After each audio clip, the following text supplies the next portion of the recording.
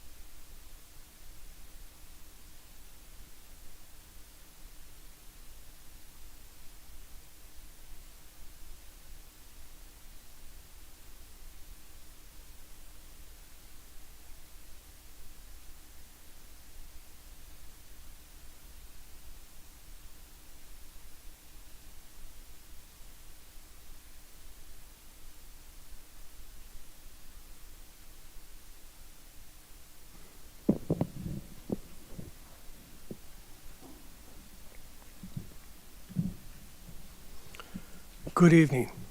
Welcome to the Charles Stewart Mott Community College special meeting of December 2nd at 5:30 in the evening. I now call the meeting to order, and as the presiding officer of this meeting, I have a responsibility to maintain good order in the conduct of this meeting and to ensure that the board policies and Robert's Rules of Order are not being violated and that the rights of all members of the board are respected. Meetings of the Mott Community College Board of Trustees are not to be used for witch hunts, to ambush a member of the board, or as a platform for defamation. We, each of the members of the board, know what is going on here.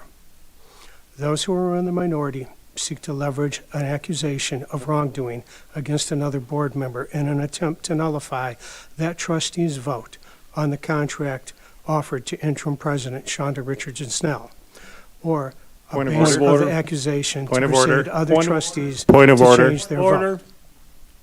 We have a point of order. Your point of order? Where is this on the agenda? It's opening remarks from the chair. Opening remarks from the chair are not on the agenda. I have the right to offer. No, Yes, you I have do. to follow the agenda. Therefore, I overrule you. You have to follow the agenda. You overruled. Excuse me? I appeal that. You appealed. Okay.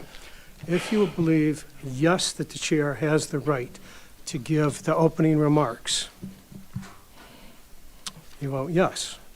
If no, and you believe that the chair does not have the right to leave opening remarks, you vote no.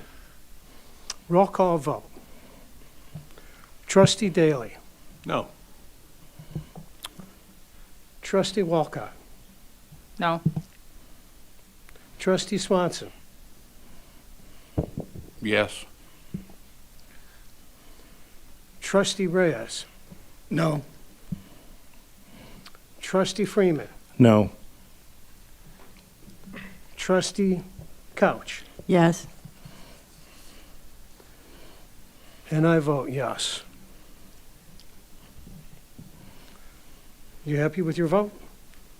Everybody's happy. I will not make comments.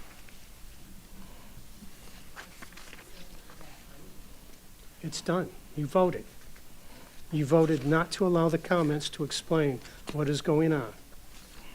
Would you like to change it? Would you like a reconsideration? I'm asking you, it's only specific to that piece of paper, though.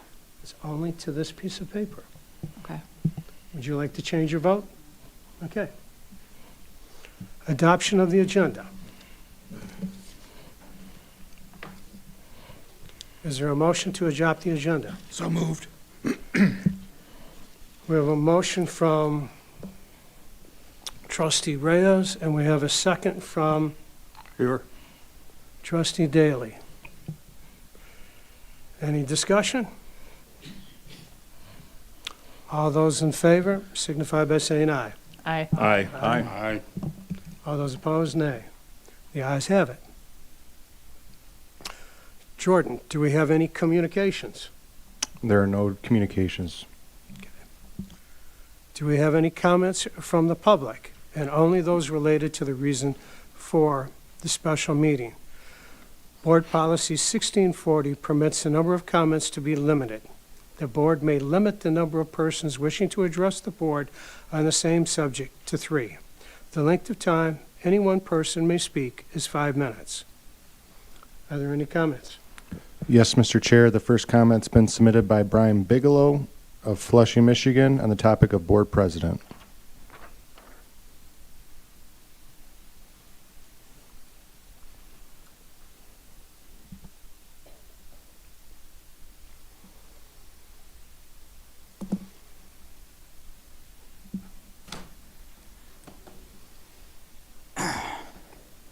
Good evening.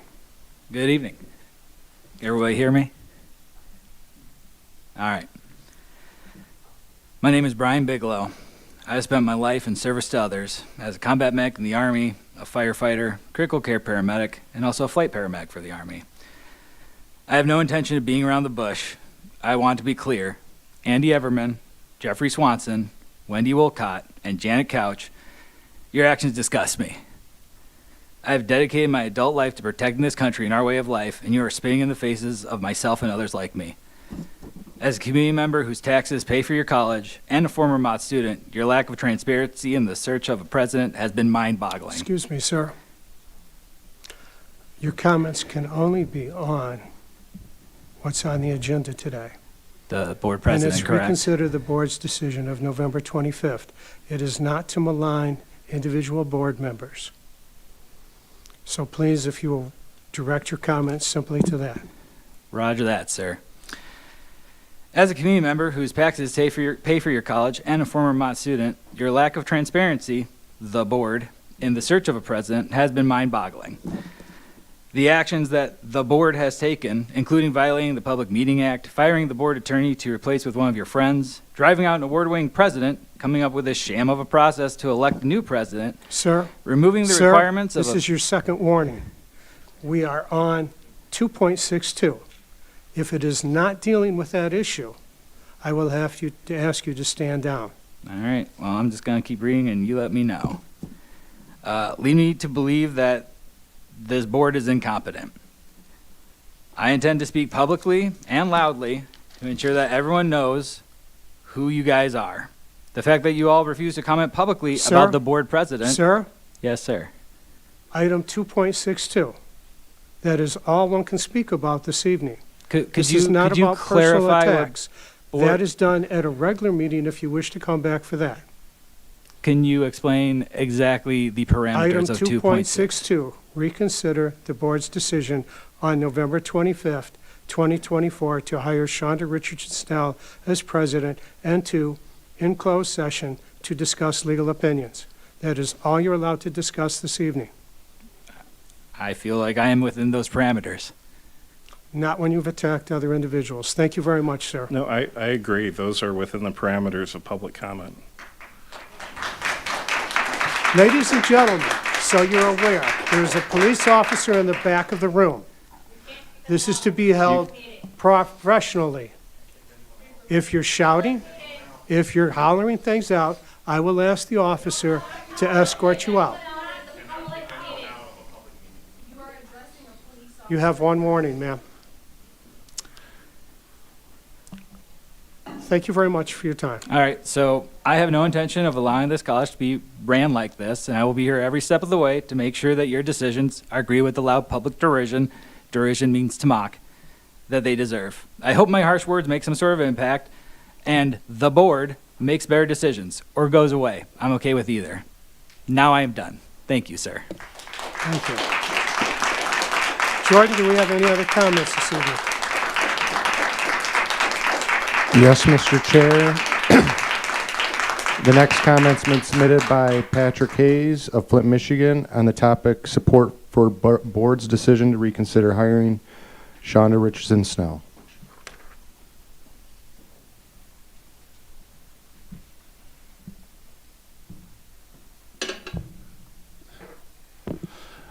Good evening, everyone. I'm Good a Mott faculty member and Flint resident here to express my support for the board reconsidering its decision to hire Shonda Richardson Snell as Mott's permanent president.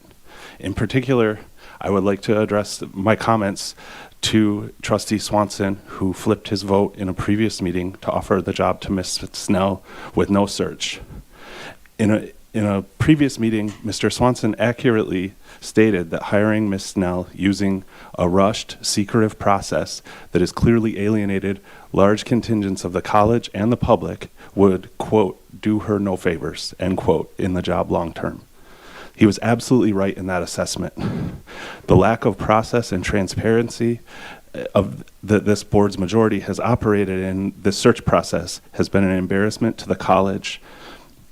Mr. Swanson also spoke this morning, seeming to understand and be frustrated by how toxic these board's meetings have become for any citizen watching or attending them.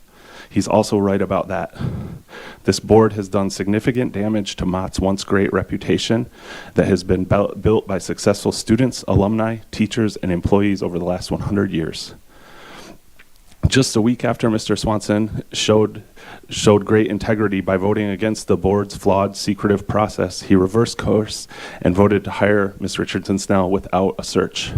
My message to you, Mr. Swanson, and to your colleagues on the board is to refine those ethics. Listen to whatever part of your conscience has clearly told you that this circus is not good or healthy for Mott in any way. Examine your role in it and look directly next to you to the board chair who has orchestrated these often childish and unprofessional environments for 2 years, and realize in a few weeks he will be off this board. Voters rejected him, and now you all have the opportunity to recalibrate and reevaluate what is best for Mott with 2 new voices up there whose input deserves to be considered. Do not let Chair Everman continue to rush through reckless, retaliatory actions during his last few weeks in office. Do the right thing for Mott and start tonight by moving this board in a healthier and more positive direction. Thank you. Thank you very much. Are there any other comments? Yes, Mr. Chair, the next comment has been submitted by Bobby Walton of Davison, Michigan, regarding items 2.62 on the agenda. I support the reconsideration of the hiring of the interim president to become the president of Mott College. So much has been said about this action, with public comment coming from all corners of the constituency of this board, that such reconsideration is needed to put to rest rumors of favoritism and charges of conflict of interest of a board member. If such conflict exists, this is another piece of fruit from the poison tree that was planted in January 2023. When the motion to hire Richardson-Snell was made by Trustee Couch on November 25th and was passed, more than one person in the room knew of a potential conflict. It is not unreasonable to believe the chair knew. He has told us he received a report of the conflict and ruled that conflict did not exist. Was this a prudent finding done with legal counsel? We can further ask, what has Everman done to support his finding with facts and the law? Further, Chair Everman argues for due process without taking action to secure due process. Due process in this case protects the public, the board, and the stakeholders of Mott College and the Flint community. I urge this board to find within themselves a commitment to the public interest and the rule of law. The college and the community expect that level of professionalism from you. Vote to rescind the motion made and adopted November 25th to immediately hire Richardson-Snell to assume the presidency of Mott Community College. Thank you very much. Are there any other comments?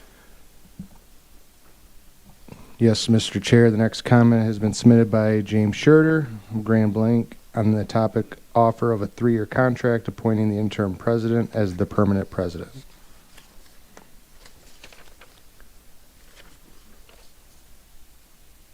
Dear members of the Board of Trustees, I am writing once again to express my profound disappointment and concern regarding your recent decision to offer a 3-year contract appointing the interim president as the permanent president of Mott Community College. This marks the second time I am raising these concerns, underscoring the continued lack of transparency and stakeholder involvement that our college community was assured of and deserves. The abrupt appointment without a formal review of the interim president's performance and the abandonment of the national search continues to raise serious questions. A fair, thorough, and transparent process is essential to ensure that the best possible candidate leads our institution into the future. Ignoring established procedures and the voices of students, faculty, staff, and the community undermines trust and leadership of this institution. Over the past 2 years, the board has repeatedly made decisions that disregard public opinion, favoring so-called silent majority while excluding the voices of those most impacted. It's deeply disappointing to see the board prioritize personal agendas over integrity and inclusive in a decision of such magnitude. Our students, faculty, staff, and community deserve better. We deserve a leader chosen through a transparent, equitable process that includes input from all stakeholders. Offering a 3-year contract to a candidate deemed suitable by only 4 board members does not serve the best interest of Mott Community College or the community we are committed to supporting. I urge you again to reconsider this decision and fulfill your original promise to conduct a national search with the hiring committee, as has been done in the past. Let us move forward with a fair and transparent process that reflects the values and integrity our institution stands for. Sincerely, James Schurter. Thank you very much. Are there any other comments? Yes, Mr. Chair. Next comment's been submitted by Phil Knope of Brighton, Michigan, on the presidential search process.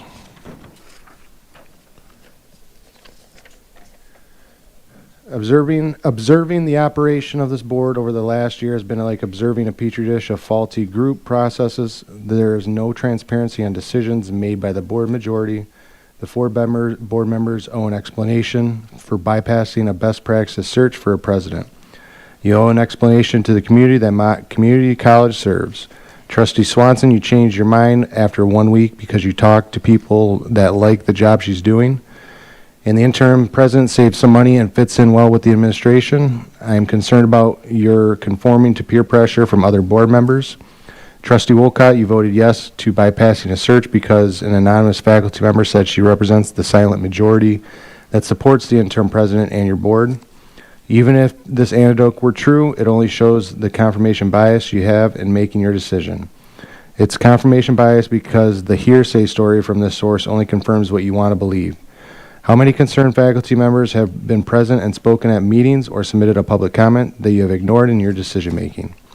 This is the antithesis of critical thinking and sound judgment. What Trustee Daly said last meeting was correct. The interim president's job performance in the decision to undergo a search process is irrelevant. An open and honest national search process that takes into account input from the community, staff, faculty, and most importantly, students of Mott Community College is what is best for all investments in this college. At the end of a transparent search, if the interim president is still deemed the best candidate for the position, then they should be named president, but not before then. If your agenda on this board is to erode the trust the community has in you, then you have succeeded. Thank you very much. Are there any other comments from the public? Yes, Mr. Chair. Next comment's been submitted by Amanda Lemaster, Holly, Michigan, on the topic bypass national search process. Hello, my name is Amanda Lemaster. I have been a faculty member at Mott since 2013. I am disappointed in this board's decision to forego the pledge promised to conduct a national search for a president for our school. We deserve a fair and transparent process that includes input from all of Mott's stakeholders, including ours. The decision 4 board members made to appoint a new president to a 3-year term can only be described as corrupt and dishonest. This decision does not have the faculty, staff, students, and members of the community's best interest in mind. These 4 board members only have their best interest in mind.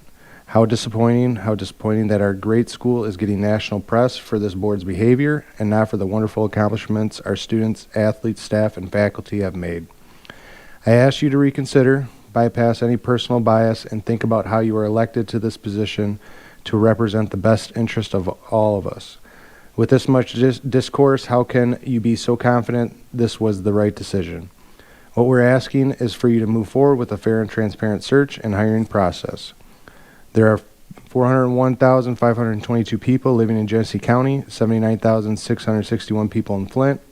Mott has over 1,000 employees, over 800 part-time and full-time faculty members, and over 10,000 students. These are the people you represent. Do better. Thank you very much. Are there any other comments? Yes, Mr. Chair. The next comment has been submitted by Janet Westoff of Flint, Michigan, on the top, and she'll be speaking on the topic of presidential search process.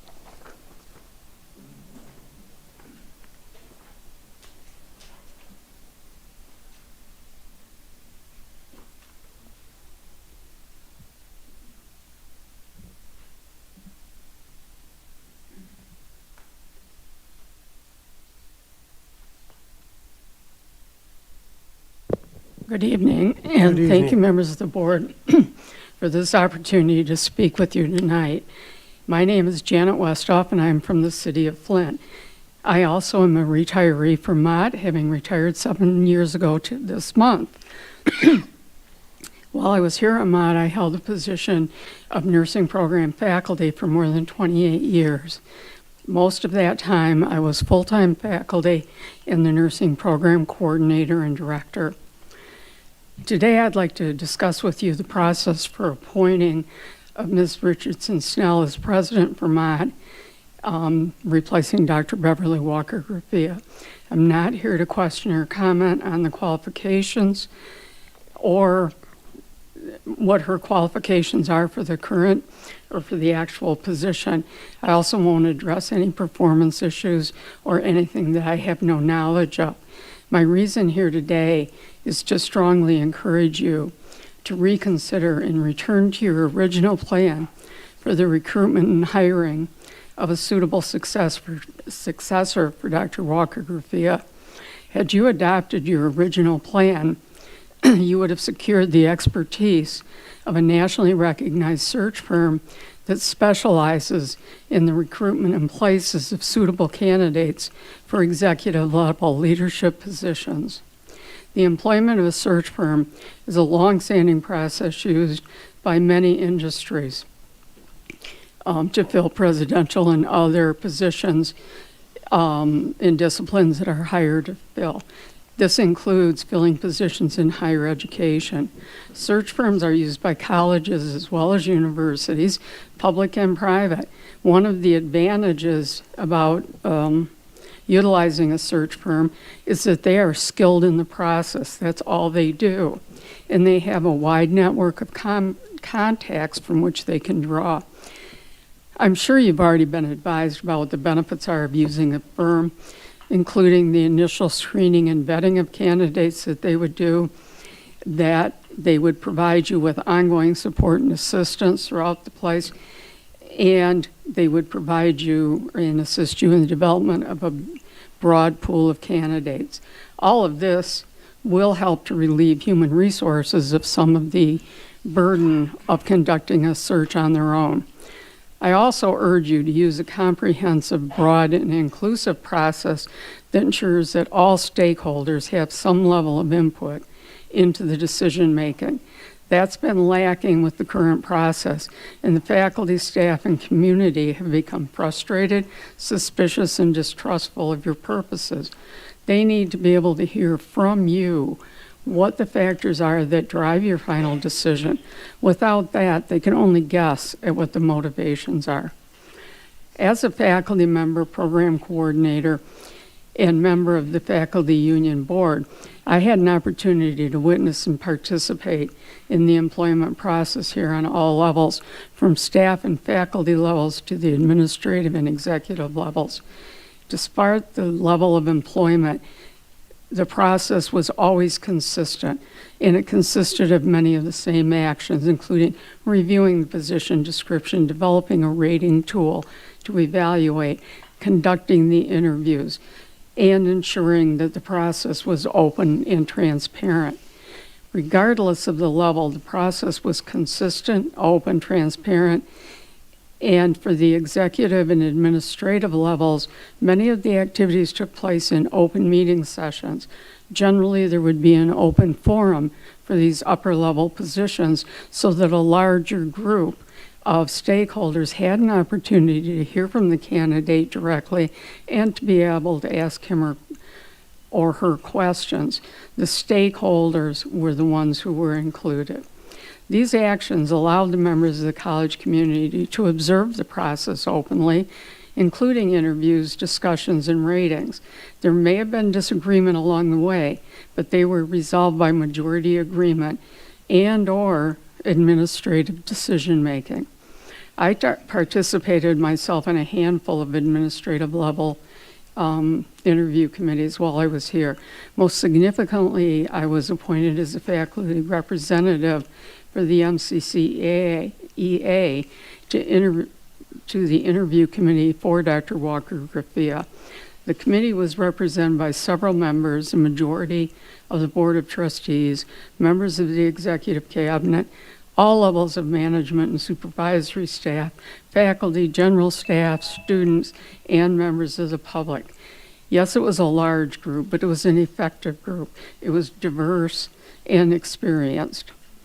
For the presidential search, we were advised at our very first meeting that our individual and collective roles were advisory only. We would participate in the group interview process and provide input, but we were not by any means a decision-making group. Any stalemates or disagreements in discussion would be resolved by the board members of the committee. It was made clear from the very beginning that all decisions, including the final one, rested with the Board of Trustees. Overall, there were very few disagreements that were not able to be resolved by discussion. It's not to say that every one of us agreed with every opinion or decision, but the process was open and it allowed members of the interview committee as well as observers to hear the thought processes of participants. Excuse me. Jordan? Time? Hearing and seeing board Is she over members. time? Just a moment. Without objection from the board, I would like to allow her to continue. Thank you. Please continue. Thank you.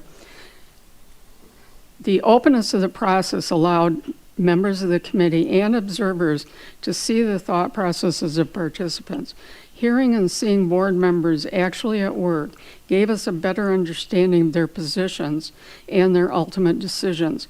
In retrospect, this entire process allowed the final selection of the president to be a transparent, open, inclusive, and fair one.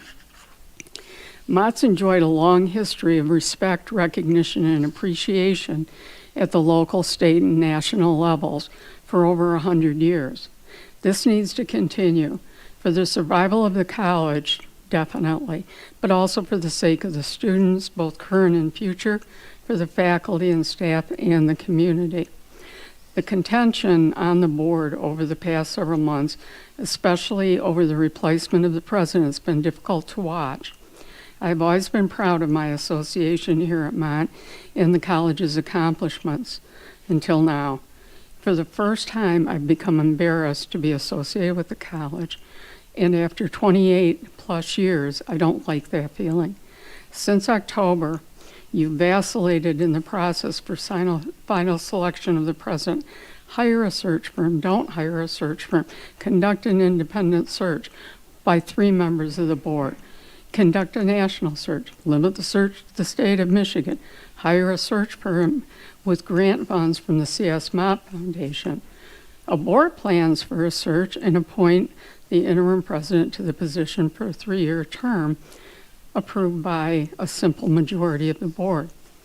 Each of these decisions has been made by motions that were contested by many members of the board with little or no rationale provided.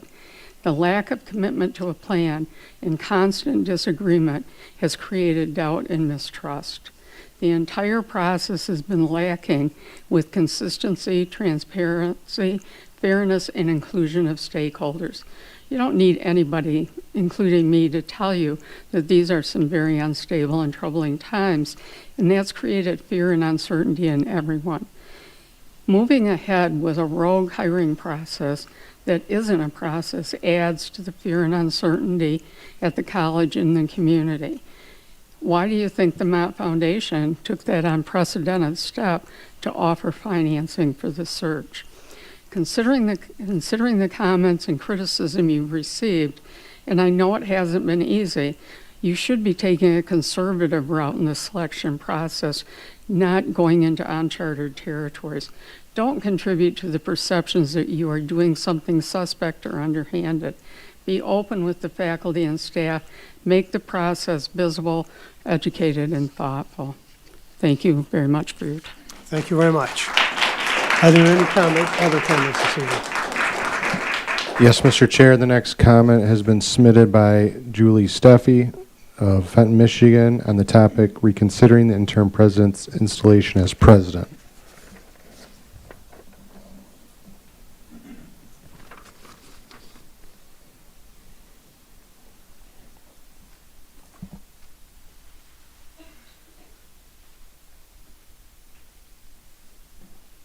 Good evening. Good evening. In my 35 years as a faculty member here at Mott, I've seen many changes, most for the good of the college and our students. I am here tonight to appeal to you to reconsider your decision to install Shonda Richardson Snell as president, rather than using a professional and transparent search process that meets the expectation of Mott stakeholders. Our community expects the board to fulfill its most important job, hiring the college president, with the seriousness the job requires. Indeed, stakeholder interest in how the president is selected is so high that the Mott Foundation offered to fund the search. This board accepted that generous offer and agreed to select a search firm. Your decision sent waves of relief through the community. We expected a serious search process with stakeholder involvement to begin. Your subsequent ill-considered decision to throw a professional and transparent search process out the window before it even started is astonishing. Ms. Richardson Snell is undoubtedly a lovely person. I'd like to think I am too. That doesn't mean you should install either of us as president of Mott Community College instead of doing the serious search that your stakeholders expect from a serious board of trustees. Please take advantage of tonight's opportunity to reconsider your snubbing of Mott Foundation support for a professional, serious, and transparent search process. Do right by the college's stakeholders and earn back the community respect and support that we need to keep moving forward. Thank you. Thank you very much. Are there any other comments this evening? Yes, Mr. Chair, the next comment has been submitted by Paula Weston of Flushing, Michigan, on the subject item 2.62 of the agenda.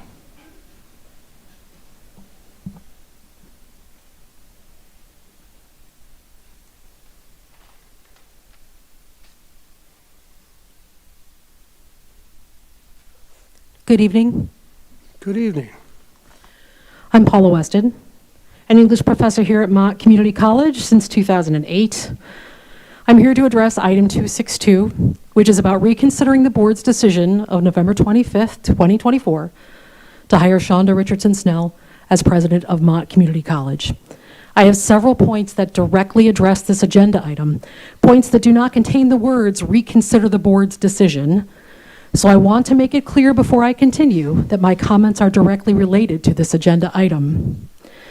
As many of my colleagues and members of the public have pointed out already in numerous board meetings, the process by which Ms. Richardson Snell has been appointed president is flawed and unprofessional.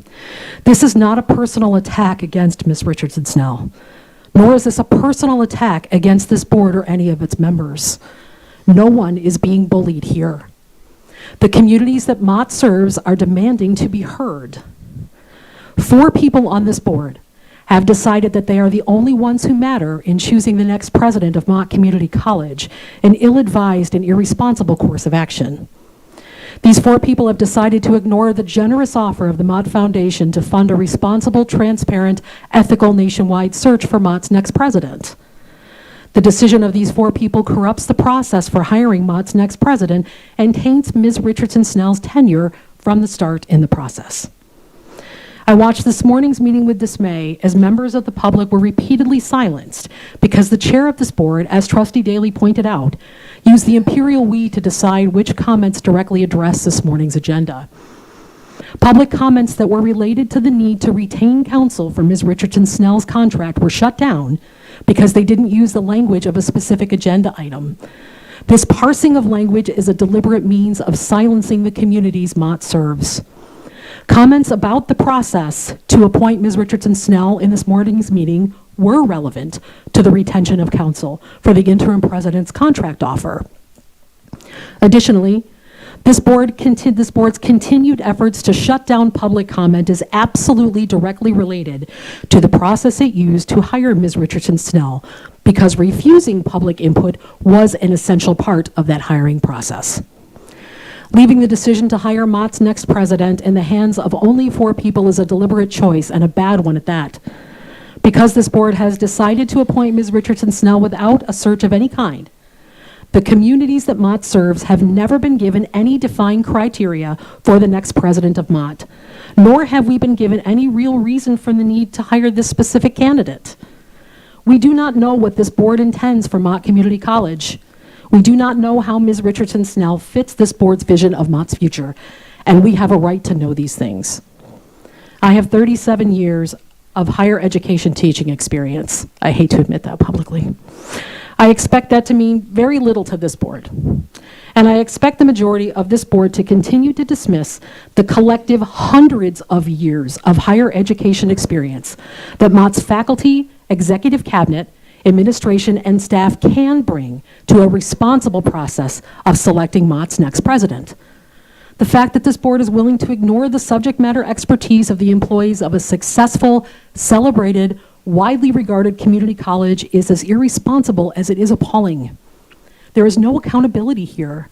The rationale for hiring Ms. Richardson-Snell can be summed up in a phrase that parents often deliver to children: because I said so. That's unacceptable. I urge this board to reconsider the appointment of Ms. Richardson-Snell without a transparent, ethical, nationwide search for Mott's next president. I caution this board that excluding public input from the process for hiring Mott's next president is a grave mistake, one that will cost Mott in the future. I'm not exaggerating about that. Mott will pay. Remember that you alone are not Mott Community College. The actions of 4 members of this board do not and cannot define this institution. We are all Mott Community College. We will not let Flint's anchor institution fail, nor will we abdicate our responsibilities to every community that Mott serves. Thank you. Thank you very much. Are there any other comments this evening? Yes, Mr. Chair, the next comment has been submitted by Diana Vander Vossen of Davison, Michigan, on the topic of position of president in the hiring of Dr. Shonda Richardson-Snell.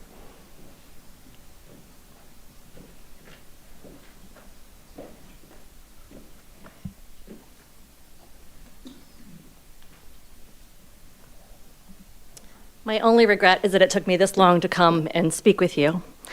Good evening, members of the board, faculty, staff, and fellow community members. My name is Welcome. Diana, and I'm a proud alumna of Mott Community College, a place that transformed my life. As a single mother, Mott became my lifeline, helping me to rise from adversity to achievement. I stand here today compelled by a deep sense of gratitude and responsibility to advocate for the future of this institution that has meant so much to me and countless others. During my time at Mott, I experienced firsthand the dedication and excellence of its faculty and staff. They pushed me. They pushed me to achieve. As a single mother of 3 young children with no daycare, no support system for 700 miles, I graduated with 6 degrees in 2 years and a 4.0 GPA because they pushed me.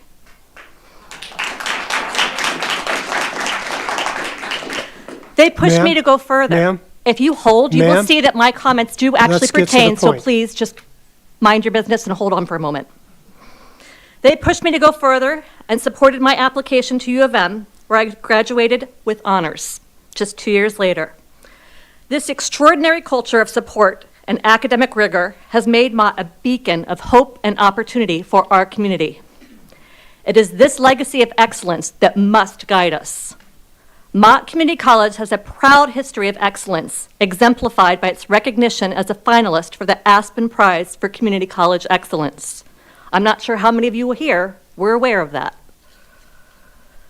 This legacy demands leadership that is not only qualified, but also selected through a process that reflects the transparency, integrity, and high standards this institution embodies. Unfortunately, the current process to appoint the interim president to a 3-year term has failed to meet these standards. By lowering the qualifications for the presidency to require only a bachelor's degree, while most faculty positions demand advanced degrees, the board has shown a troubling lack of respect for this vital role. This decision diminishes the stature of the presidency and sends the wrong message to students, faculty, and our community. Moreover, the decision-making process itself raises significant concerns about transparency and fairness. Allowing the interim president to present letters of recommendation and her resume directly to staff and faculty outside the context of a competitive search process is a clear departure from standard practices. These privileges should have been offered to all potential candidates in an open, inclusive, and nationwide search. If the interim president truly cares about the integrity of this institution, She should withdraw her name from consideration until a proper process can be conducted.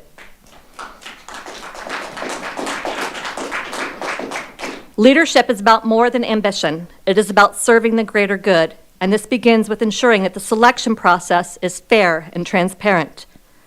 I am equally disheartened by the lack of transparency demonstrated by certain board members and the apparent disregard for the gravity of their roles. The position of board chair in particular is one of great responsibility and should set the tone for professionalism and respect.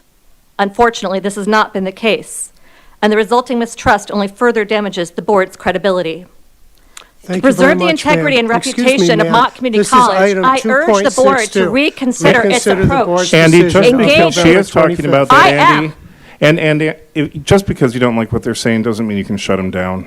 Mr. Thank Freeman, you. you're out of order also. Thank you very much for your comments, ma'am. To Please preserve the get to integrity point. and reputation of Reconsider Mott the Community board's College, I decision. urge the I will board have- to reconsider its approach, engage a reputable This is your search firm, second warning, ma'am. conduct a nationwide search, and prioritize candidates with proven expertise in higher education leadership. This is not just about finding a president. It is about affirming the values that make Mott a cornerstone of our community. Let us ensure that future generations of students are afforded the same opportunities I was by appointing a president who can lead Mott Community College with integrity, vision, and experience. Leadership matters, and so does the process by which we choose our leaders. Mott Community College and its community deserve better transparency, better accountability, and better leadership. Let us rise to the occasion and make the choice that honors the legacy of excellence we hold dear. Thank you, Thank you John very Daly. much. Thank you, Michael Freeman. Thank you, Art Reyes. Jordan, do we have any other comments? Yes, Mr. Chair. The next comment's been submitted by Kathy Amboy of Mansfield Drive on the topic of presidential search process.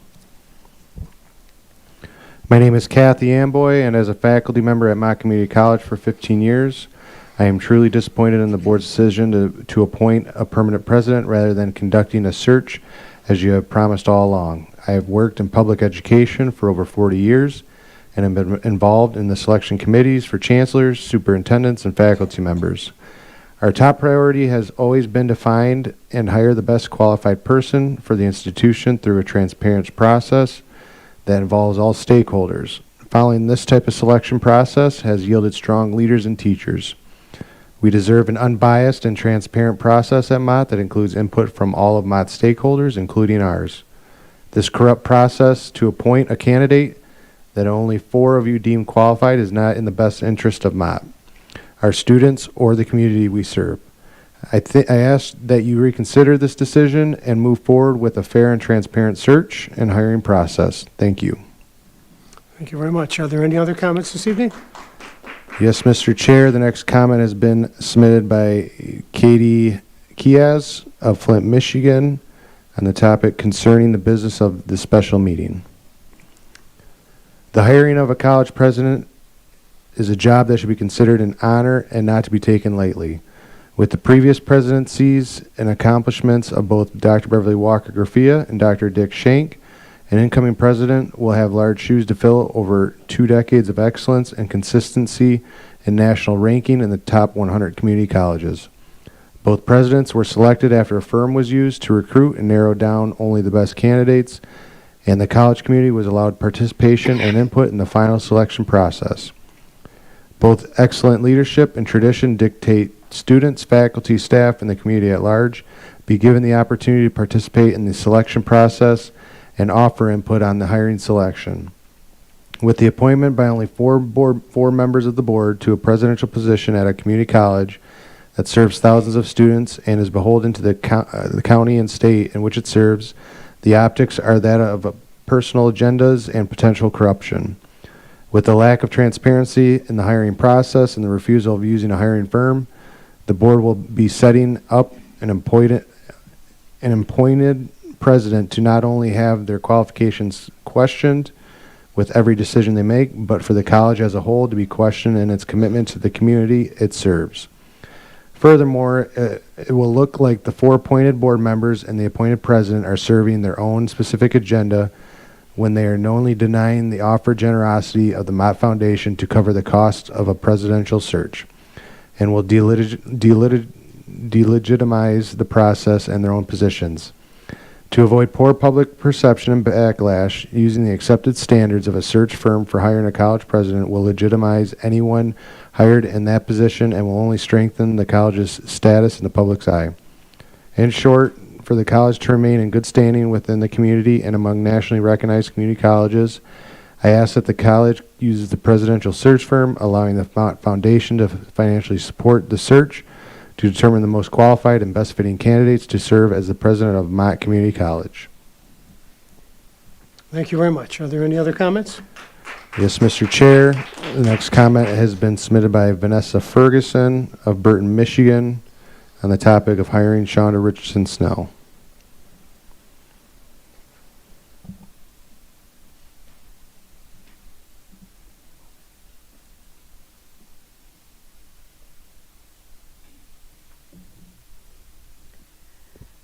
Good evening, trustees, and thank you for the opportunity to speak with you tonight. My name is Vanessa Ferguson, and I have been a adjunct faculty member here since 2008. I actually started my journey at Mott long before then. I was a dual enrolled student when I was in high school in the Flint area as well. And as many other people, I'd rather be at home eating dinner with my family tonight than sitting before all of you. But today, I'm here because I'm very concerned over the process that was used to appoint Shonda Richardson Snell as the new president of the college on November 25th. While I respect the work that she's done over the last 90 days, and in fact, I even attended one of her faculty forums she held last month, the decision to offer a multi-year contract without conducting a full hiring process is deeply troubling. As someone who's interviewed for positions at this college myself, I can personally attest to how rigorous the standard hiring process is for faculty and staff. When I've applied for positions, I've saw how the process spans several months and includes several interviews to ensure the best candidate is hired and selected for a position. It's disheartening to see that the same level of diligence has not been applied to the most critical leadership position at our college. The executive hiring process is standard practice in institutions like ours and was followed when we hired Dr. Beverly Walker Graffia as president. I was teaching here at the time, and I remember that well. I won't go into a lot of the details that Janet went over earlier as a member of the search committee, but I will say I did sit on a committee after she was hired, and she spent a whole year learning the institution and taking time to hear from people. As we heard from Janet, that process to hire her took over 6 months and included members of the community, and it took a large pool of candidates, narrowed them down to 4 people that then came and toured and met with people on campus and all of those different things. So that way, we selected a leader that the community had full confidence in. Even in cases when faculty are hired, we have an extensive process for them as well. We heard at the last meeting about your Shonda's 90 days here and the experiences that she had. But as an adjunct faculty member, if I were to apply for a full-time position, just listing the classes that I've taught and the students that I've worked with over the years would not be enough to qualify me to be hired immediately. There would be a full open process. And sometimes that full open process means that an internal candidate is not selected. In all of our full-time positions, it doesn't always mean that we have somebody who's taught here part-time that moves into that. Sometimes opening up that process brings in a different candidate. So why should the presidency be any different? The decision to bypass this process undermines transparency, equity, and trust, values that should guide all of our decisions at the college and have really built our community trust across the generations. We have families that have came here generation after generation, and we don't want to lose that community trust that we have. A thorough and inclusive search process is not just a formality. It's a reflection of our commitment to be accountable and to hold the high esteem of excellence that our institution has shown over the years. I urge the board to reconsider this decision on how the process was done and to commit to a full process, the process that has been followed with our previous presidents. And that way, it will not only serve the college well in the long run, but also serve the community. Thank you. Thank you very much. Are there any other comments this evening? Yes, Mr. Chair. The next comment has been submitted by Jennifer Fillion of Ann Arbor, Michigan, on the topic of item 2.62 of the agenda. I asked the board to reconsider its vote on transitioning the interim president to the president role without an official national search. I do this without any malice or ill will for the current interim president, but rather with scholarship and organizational theory and leadership legitimacy in mind.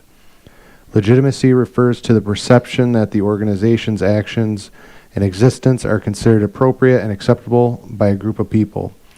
Legitimacy is not inherent to a role designation or an appointment by the board, but is socially constructed by the people within the organization. Being a legitimate leader means a person is given the right to lead based on societal norms and expectations. Essentially, a leader with legitimacy is seen as having the authority to make decisions and be followed by their stakeholders. They have support and overall are seen as being correct in that role.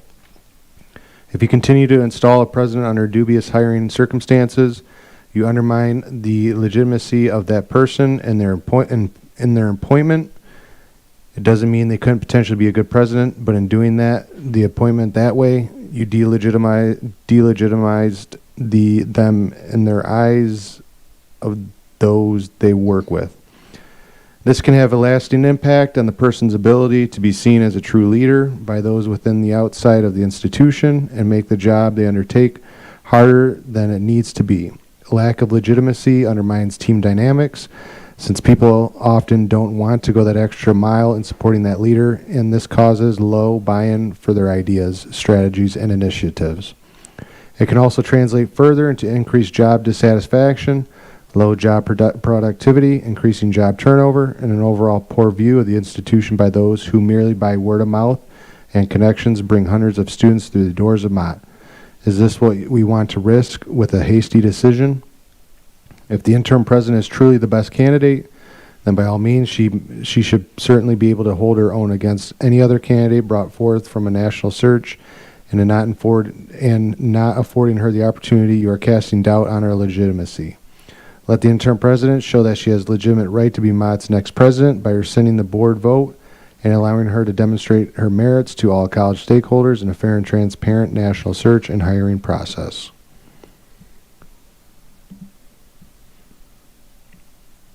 Thank you very much. Are there any other comments? Yes, Mr. Chair. The next comment has been submitted by Sharon Ewells of Lapeer, Michigan, on the topic selection process of MCC's president.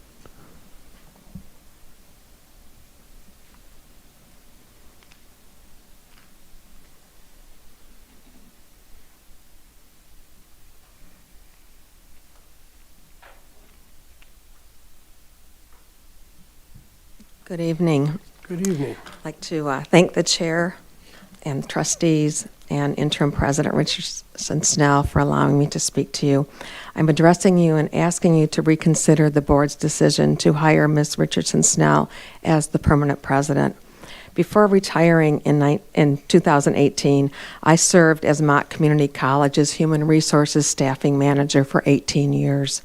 In this role, I coordinated and managed the hiring process for hundreds of positions across the college. Working closely with hiring managers and diverse interview committees, we ensured that each process was conducted fairly, consistently, competitively, and legally, with the ultimate goal of selecting the best qualified candidate. Every vacancy, whether it was for a faculty member, administrative assistant, police officer, financial aid, vice president, etc., was filled by adhering to strict guidelines and procedures. This is one of the strongest reasons that Mott Community College was selected for being in the top 10 of over 1,000 community colleges in the nation, because our process required us to hire the best of the best in terms of qualified staff and faculty. Those committed employees were then able to make Mott one of the absolute best community colleges in the nation. Why should the selection of the college's most important role, the president, be any different? In fact, the process for selecting a permanent president should be the most transparent, comprehensive, and competitive of all. During the selection process that led to the hiring of Dr. Beverly Walker Graffia, I worked closely with the executive search firm, the interview committees, and the chief HR officer. Considerable time and effort were devoted to determining the right skill set for our next president, with input from the board, faculty, staff, students, and community members. This inclusive process allowed the board to identify and hire the best qualified person for the role. What harm would there be in conducting a meaningful and open search this time around if, as the board may believe, Ms. Richardson Snell is truly the best candidate? She will rise to the top through a fair and transparent process. By conducting such a process, the board could restore the trust of those who care deeply about MCC, its students, faculty, staff, and the residents of Genesee County, while ensuring the selection of the most qualified leader.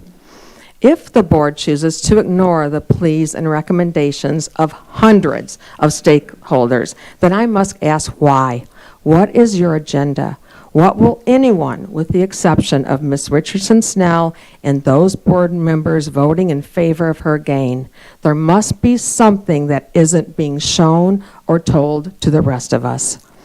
With respect, and I'm asking this respectfully, Ms. Richardson Snell, I must ask you, why would you put yourself through this situation? How can you face yourself and everyone you work with knowing that you were unfairly handed a position you did not earn? Hiring a leader for this institution is the board's most critical responsibility. I urge you to please do the right thing. Thank you. Thank you very much. Are there any other comments this evening? Yes, yes, Mr. Chair. Next comment's been submitted by Mara Fulmer of Atlas, Michigan, on the subject reconsideration of board's decision, November 25th. And the comment, it says Ms. Carrie Devon will read her marks on her behalf.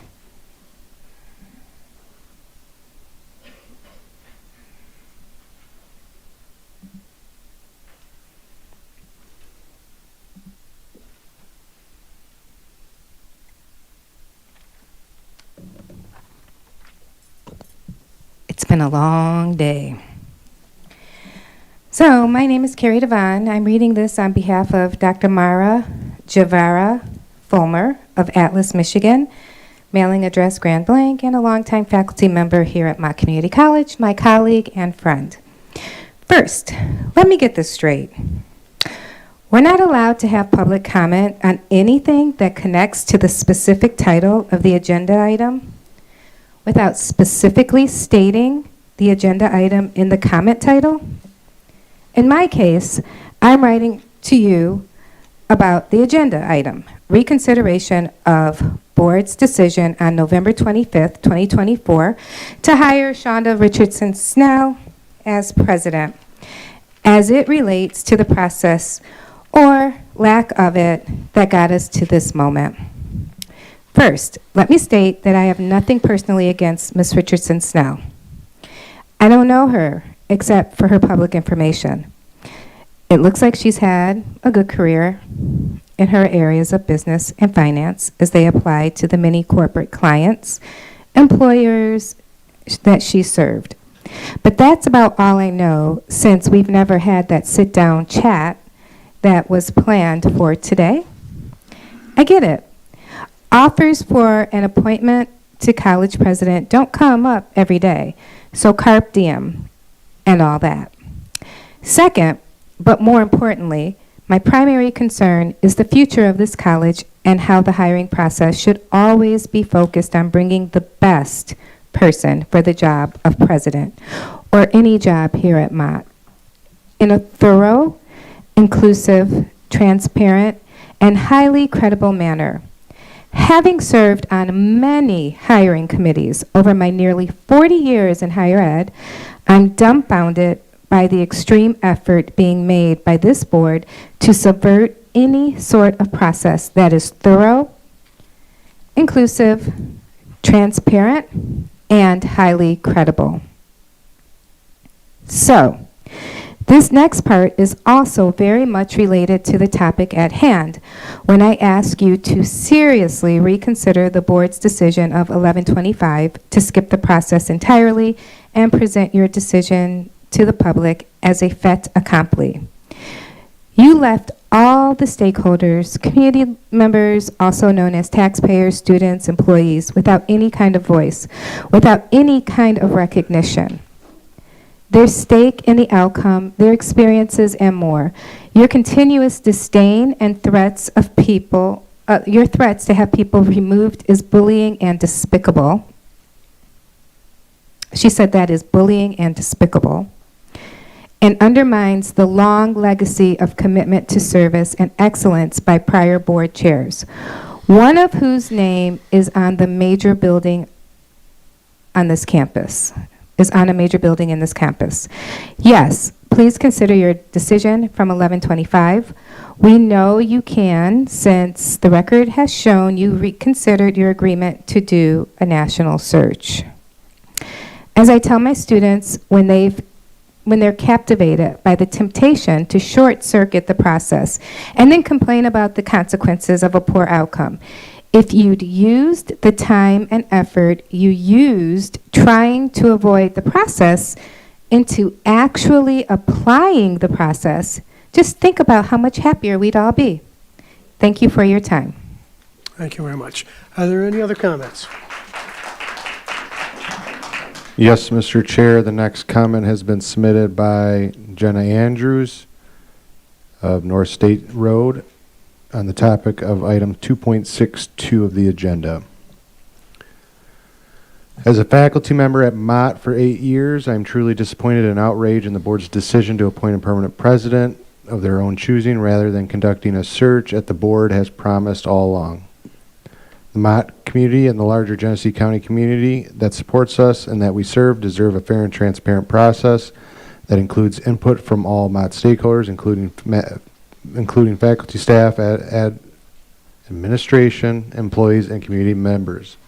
This corrupt process to appoint a candidate without the expected and required transparency of process is unacceptable and only served to damage Mott's good reputation as a strong pillar of the community with transparent, structured process for such important acts such as hiring the college president. The fact that only 4 board members decided that the shortened, unconventional, and opaque covert process demonstrated that they believe they're more qualified than anyone else to choose the president in your own secret process. These actions are not only in the best interest of Mott, our students, or the community we serve. They put at risk our national accreditation that is essential to the continued operation of this college. I ask that you reconsider this decision and move forward with a fair and transparent search and hiring process that is consistent with standard hiring processes in comparable higher education institutions, as well as acceptable to our accrediting body, the HLC. This should include a national search through a reputable search company experienced in higher education presidential searches. The employees and stakeholders of Mott having ample time to interact with the final 4 candidates. College stakeholders have the opportunity to express their concerns and favored candidates in the higher ed standard of 9 to 12 month timeline. Thank you. Thank you very much. Are there any other comments? Yes, Mr. Chair. The next comment has been submitted by Candace Minoz. Court Street on the topic of hiring of permanent president's position.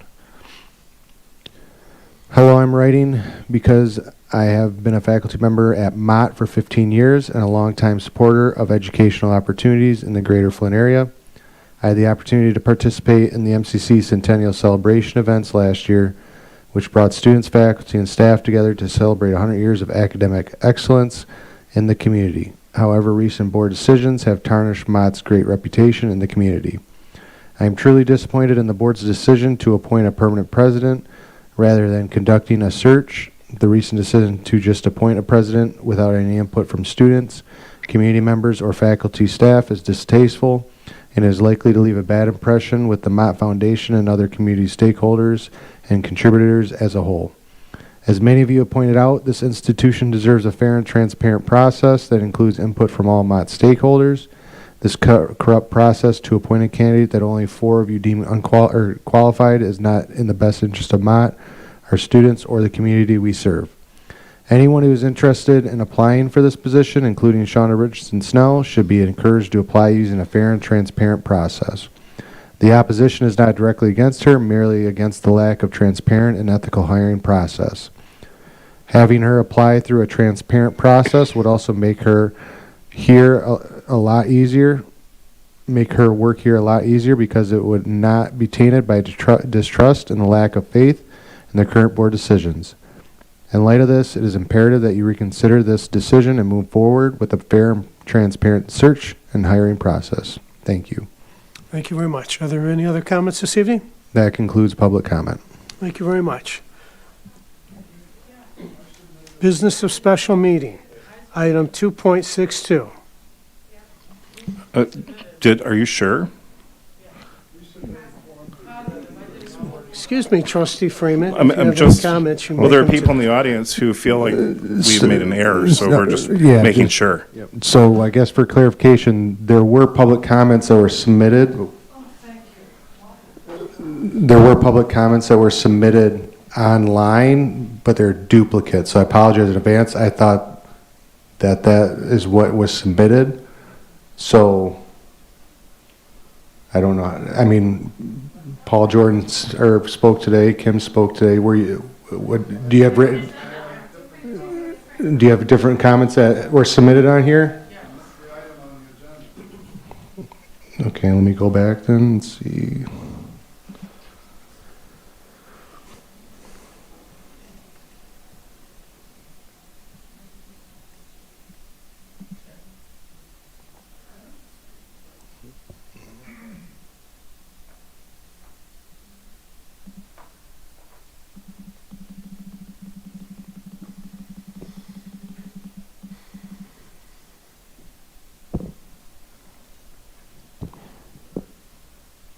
Okay, since it's going to take me a little bit to go through all these, would the individuals who submitted comment would like to come up and state their name, location, and the topic? Is that sufficient?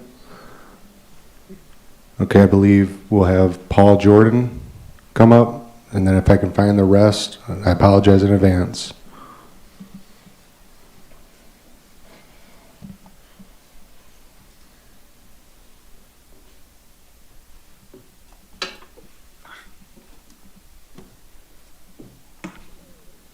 First of all, no apology necessary. It's kind of irregular to have 2 meetings in one day. I can understand the confusion's inevitable. My name's Paul Jordan. I live at 1707 Linwood in Flint. Thank you for the opportunity to speak. I urge you to vote to withdraw your offer to appoint Ms. Richardson Snell as the ongoing president of Mott Community College. I believe that the board has made its decision based on incomplete information. I'll not repeat in any detail my earlier comments to the effect that the majority's haste in appointing her without an independent professional search process suggests that no matter what supporters have said, they really believe that such a process would not find her to be well qualified to be Mott's next president. Instead, I'd like to shed some light on why one of her frequent advocates, Dr. Chris Thoma, may be so enthusiastically backing her. Although he's not mentioned it, Dr. Chris Thoma is also Reverend Chris Thoma, the pastor of our Savior Evangelical Lutheran Church in Heartland. One should be proud to be a pastor of a church, I would think. I find it striking that this pastor has intentionally omitted his title during his numerous commentaries. Mr. Jordan, So, comments are on item 2.62. We're not here to malign or I'm not destroy some maligning other person's anybody. reputation. I'm providing Please information. focus on item 2.62, I am. I'll get there. not at the maligning of another individual. I'm That's not not what maligning. this board does. I'm reporting. We're not reporting, we're not maligning. I'm That's informing not what you. we do. I'm informing you. Reverend Toma is also the Excuse founder me, of an Mr. Jordan. organization called I've warned you the Body once. of Now it's Christ and the twice. Public The Square. third time I tell you, I will have the officer come down and escort you out. We do not malign people. I'm not And people maligning who shout anybody. will be asked to leave, I'm and the reporting. officer will take you out. I'm reporting. Point of information, what maligning comment's been made? He's gone after the minister. Huh? I'm sorry? He's gone after the Well, no, minister. he's just gone after how?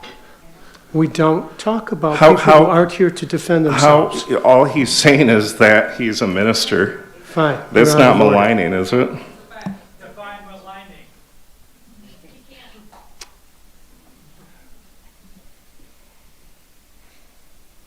Would you like to go forward now without maligning someone? I'm not maligning anybody.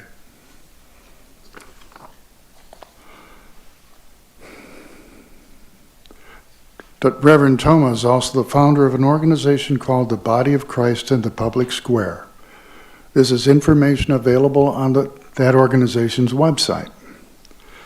Based on the Sir, material on its It's website, item 2.62. Indeed, we're Reconsider getting the there. board's decision of November 25th. Excuse me, ma'am. Officer, Chief. Chief. Jamie, we have a woman who is out of order. Please escort her out of the auditorium. Please escort her out, Jamie. She doesn't need to. I'm leaving on my own. Because you're a disgusting, despicable human being.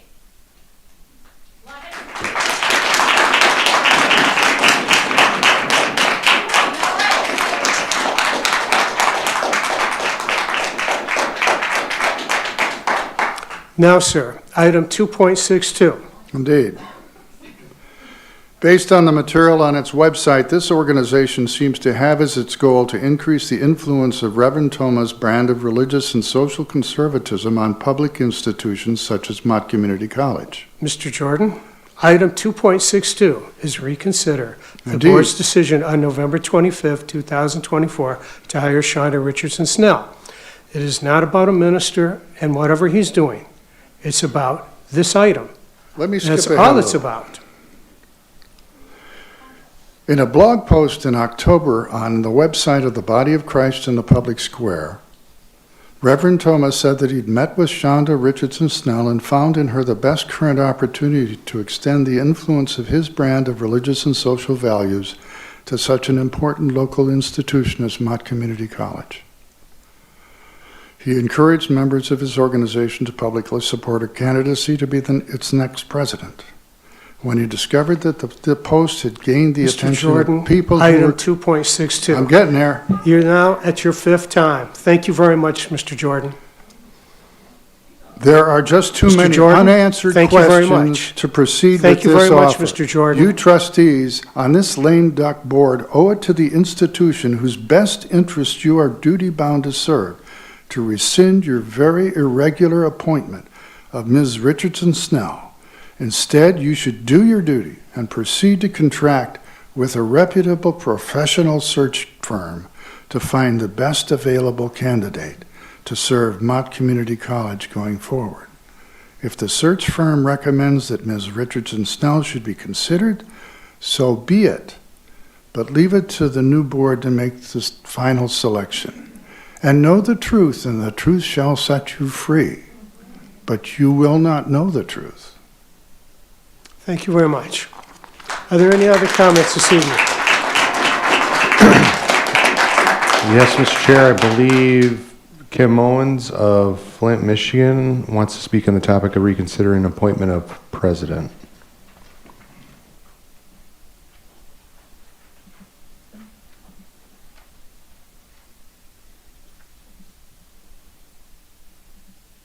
Good evening. My name is Kim Owens. I've been a faculty member here for 20 years, and I'm the president of the faculty union. In regards to item 2.62, at the last meeting, we learned the board attorney hired by the same board members who approved the appointment of Shonda Richardson Snell to permanent president has declined to take part in the contract negotiations for the president. Good on you, sir. A conflict of interest was mentioned And I can only surmise now that not only has the board's actions lacked transparency, but have more than likely violated board policies. This whole process has been a sham, completely devoid of ethics, and I urge you now to reconsider the motion of November 25th, reverse course, and do what's best for the college and the community we serve. Thank you. Thank you. Are there any other comments? I believe there's another individual in the audience, Carrie Devon.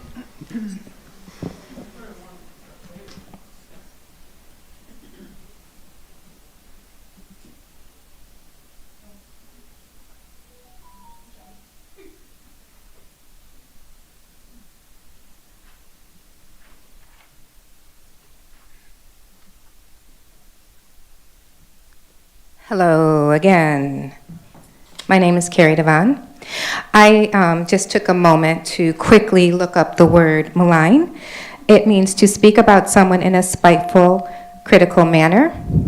This did not happen tonight. I believe Jordan's comments were just to Thank you state very much, Madam. what he did. Item 2.62. My We're name not is talking Carrie about what Devon, happened and earlier. as a faculty member at Mott for several years, I am beyond disappointed in the board's decision to appoint a permanent president rather than conducting a search as you should with a search of this magnitude using a search firm, as promised. We deserve a fair and transparent process that includes input from all of Mott's stakeholders, including ours. This corrupt process to appoint a candidate that only 4 of you deem qualified is not in the best interest of Mott, our students, or the community we serve. As previously mentioned, our opposition is not to Shonda Richardson Snell personally. I'm sure you are a lovely person.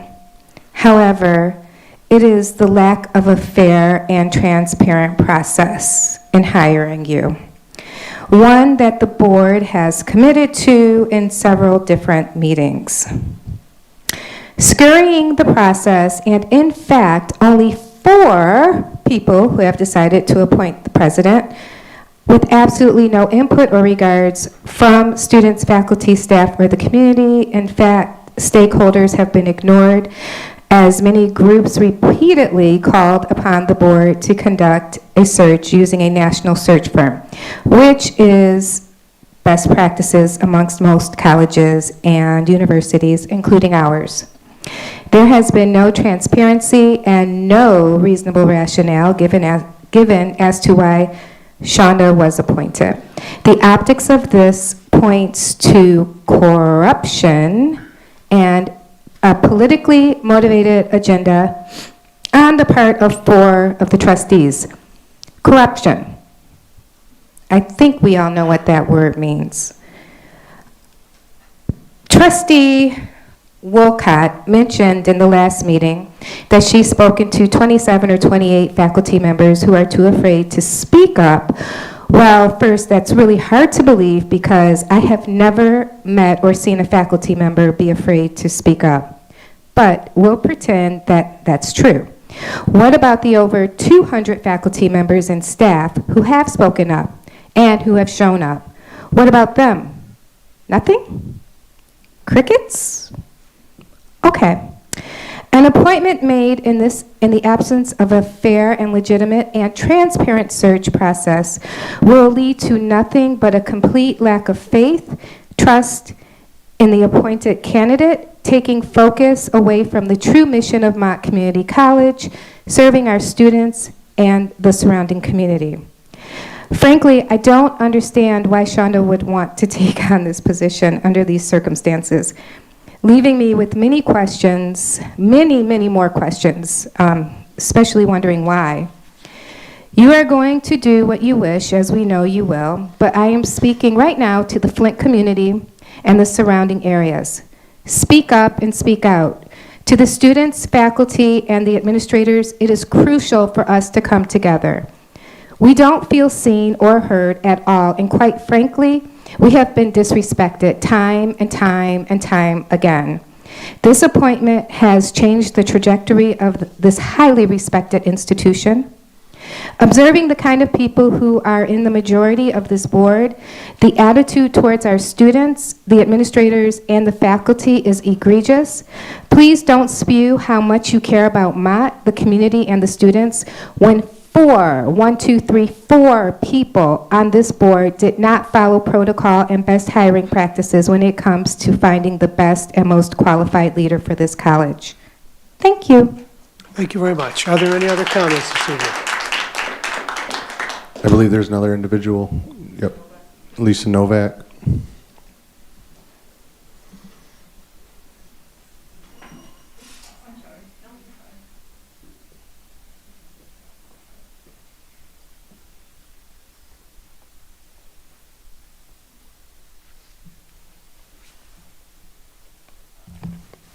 Good evening. Thank you for the opportunity to speak on something I'm very passionate about, Mott Community College. My name is Dr. Lisa Novak from Lapeer, Michigan. I'm here to express my deep concern regarding appointing a permanent president without conducting a thorough and transparent presidential search. I sincerely ask you to reconsider the board's decision on November 25th, 2024 to hire Shonda Richardson Snell as president of Mott Community College. As a faculty member at Mott Community College for nearly 18 years, I have seen firsthand the vital importance of leadership that is not only qualified, but also deeply connected to the values and needs of our students, staff, and the community we serve. I commend Trustees Freeman, Reyes, and Daly for speaking up and on this decision and being willing to stand up for the community they serve. As a chairman of the policy committee for Lapeer Community Schools, I know firsthand how important it is to follow policies and take them seriously. I believe there's a blatant disregard for policies and how they affect processes and procedures at this institution. Violation of the Open Meetings Act is serious. You should take it serious. The board's decision to bypass a formal search process after a formal motion and vote of approval undermines the trust and confidence that Mott stakeholders, faculty, staff, and students, and the broader community place in the board's leadership. As you know, selecting a college president is not just about finding an individual with proper credentials. It is about ensuring the chosen candidate aligns with the institution's values and clearly understands the unique challenges and opportunities that Mott faces. It is about trust, transparency, and inclusivity. In line with best practices in higher education, a proper search should involve a representative search committee that includes not only board members, but also faculty, staff, students, and alumni. These are the individuals who engage with the college daily and have firsthand understanding of what Mott needs in its next leader. According to an article in Inside Higher Education, a better approach to searches for successful college presidents, the majority of college presidents come from academic backgrounds. In fact, as they quoted, 90%, underscoring the importance of a search process that reflects the perspectives of those who are closest to the institution's day-to-day work. I urge you to reconsider your approach and form a search committee that includes a diverse range of voices from across the Mott community. This is not only the right thing to do, but it's essential for ensuring the legitimacy of the process and fostering the sense of shared purpose that will allow Mott Community College to thrive under the leadership of its next president. Thank you for your attention to this critical matter. I look forward to hearing your thoughts and hope you will choose to move forward with a process that reflects the values of transparency, fairness, and community involvement that Mott deserves. The community deserves better. Remember, we vote an operational millage to support this college. It's very important to the taxpayers. The Mott Foundation deserves better. They too have the best interest and intentions for this college. Do you? If you do, then prove it to us. Do the right thing. Since this board has discussed prayer and Christianity, I want to remind you of an important scripture. Do not be deceived. God is not mocked, for whatever he sows, that he will also reap. For the one that sows in his own flesh will from the flesh reap corruption. But the one who sows to the Spirit will from the Spirit reap eternal life. And let us not grow weary of doing good, for in due season we will reap if we do not give up. Galatians 6:7-9. I will not give up on Mott Community College and the community and students we serve. I will continue to do what's best, to be the best I can be for the students and community of Mott Community College, without a personal agenda. I pray that you will do the same. Thank you very much. Are there any other comments? Is there anybody else in the audience that wanted to speak?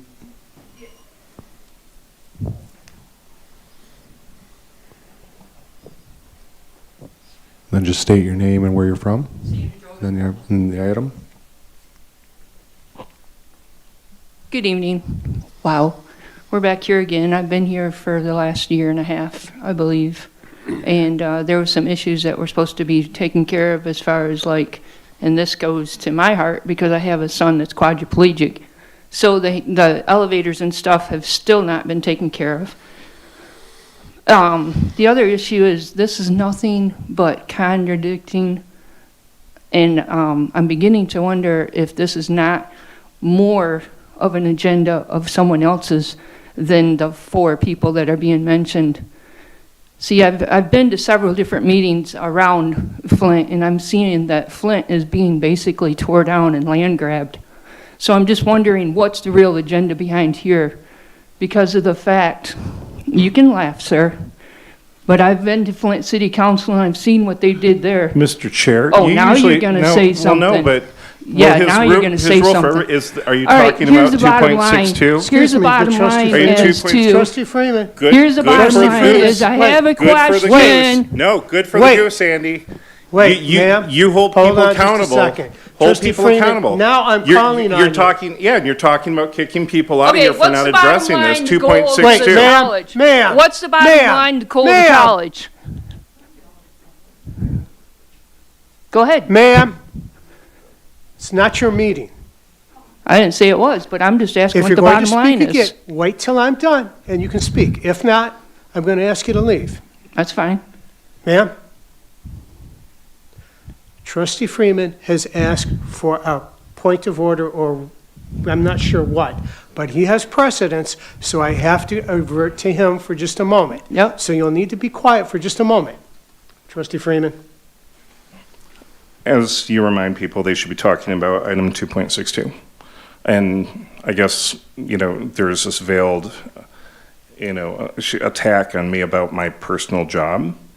Attack on you? Well, I no, don't you even. just said, you said land grab and stealing or tearing down. I'm the director of the land bank, so. Okay, I don't Okay. even know you, so I don't know Ma'am, what your personal attack I is. cautioned.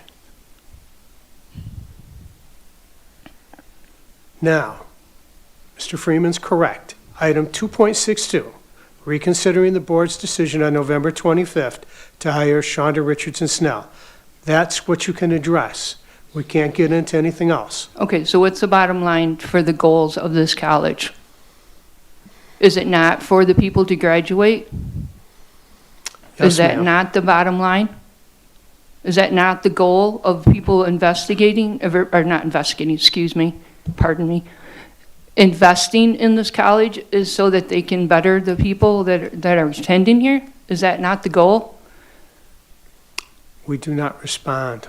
So, ma'am, please go forward. Okay, so the bottom line, as far as I'm concerned, is the goal is for the people to do better and graduate from here to move on to another college. If I'm not correct, please stand in front of me, tell me that I'm not. But what is your guys' graduation rate? Does anybody know? The investors themselves? Ma'am, I have to ask you, please get back to item 2.62. Well, it's 19%, so good luck. Thank you. Jordan, do we have any other comments this evening? Is there anybody else in public that would like to come up and speak? Otherwise, I have no other comments. Okay. The business of the special meeting. Item 2.62.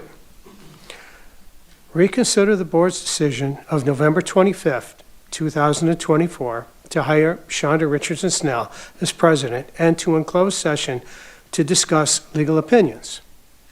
Trustee Daly, Reyes, and Freeman, you called for this special meeting. What is the motion you want to place before the board? Mr. Chair,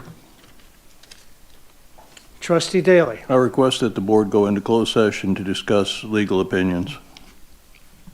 Support. Second. We've got a motion and we have a second. Under what ruling of item 15.268, closed sessions, are you asking to go into closed session for? To discuss a legal opinion from our attorney. I'm sorry that doesn't show up on item 15.268. Under the Open Meetings Act, there is an exception to going into a closed session to discuss a written legal opinion which provides attorney-client privilege material. That would be the exception that would allow this matter to go into closed session. Under the Open Meeting Act, it requires a 2/3 majority, so in this setting, it would require 5 votes in order to go into closed session. And the agenda item does indicate a discussion of discussing a legal opinion in closed session. Okay. So we can legally do this, you're saying? Yes. Okay. So we have a motion on the floor from Trustee Daly. We have a second from Reyes.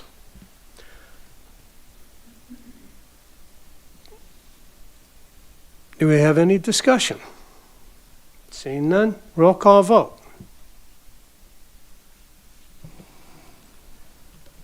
Yes, you're going into closed session. No, you're not going into closed session. Trustee Reyes. Yes. Trustee Freeman. Yes. Trustee Couch. No. Trustee Daly. Yes. Trustee Walcott. No. Trustee Swanson. Yes. And Trustee Everman is no. We have 1, 2, 3, 4 yeses and 3 noes. The motion has failed. Point of information. Since we've decided not to go into closed session, then I guess all of the information or questions are public? No. This is from our there's a attorney. No, this is proper from, no, I'm asking our procedure to attorney. handle. I'm So asking eloquently our, spoken about. point of information was actually not for you, it was from our attorney.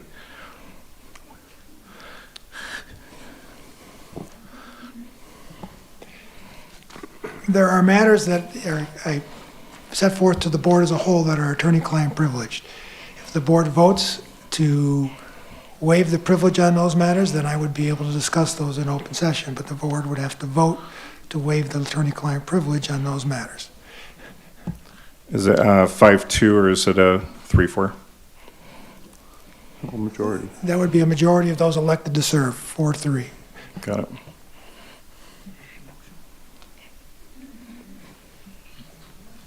Make a motion.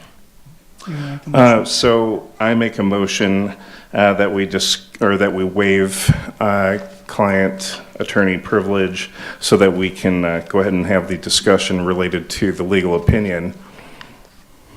Support. Second. We have a motion and we have a second. The motion is to waive privilege and have that spoken about in the public meeting, correct? Okay. So a vote yes is to put this in the public, and a vote no is to not. Are you calling discussion?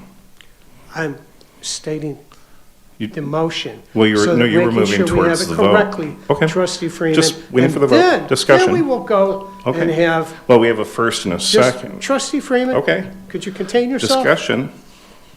I'd like to have discussion. Is there any discussion? Trustee Freeman. So at this point in time, I believe that we had the opportunity to internally talk about the legal opinion that will apply to, everybody, and that we could have consensus around how we move forward. By not having this conversation so that people understand the nature of the potential conflict of interest that was discussed earlier today, as nothing has been disclosed about that, other than we have been notified from other sources and individuals, and I've been respectful of the individual who actually, outside of this institution, actually found this information out, that it will further appear that we have done something illegal, and there could be potential court action as a result of this, the actions of this body. And once the court action starts, everything is going to be out in the open. So I would think very carefully. Thank you very much. Are there any other discussion? Trustee Daly? I support this discussion in open session because the public who elected us to office and also that we serve needs to fully understand what's going on related to this reconsideration. Any other comment? Okay. Diane? In this motion, a vote yes is to give up privilege, correct? I believe the motion by Trustee Friedman was for the board to waive the privilege, which means the memo could be put forth to the public and be part of this meeting. So a vote yes is to waive privilege. A vote no is to maintain our confidentiality. Trustee Reyes? Yes. Trustee Freeman? Yes. Trustee Couch? No. Trustee Daly? Yes. Trustee Walcott? Yes. Trustee Swanson? No. And Trustee Everman is no. The yeses have it. You now have privilege that the attorney can now speak of what the letter.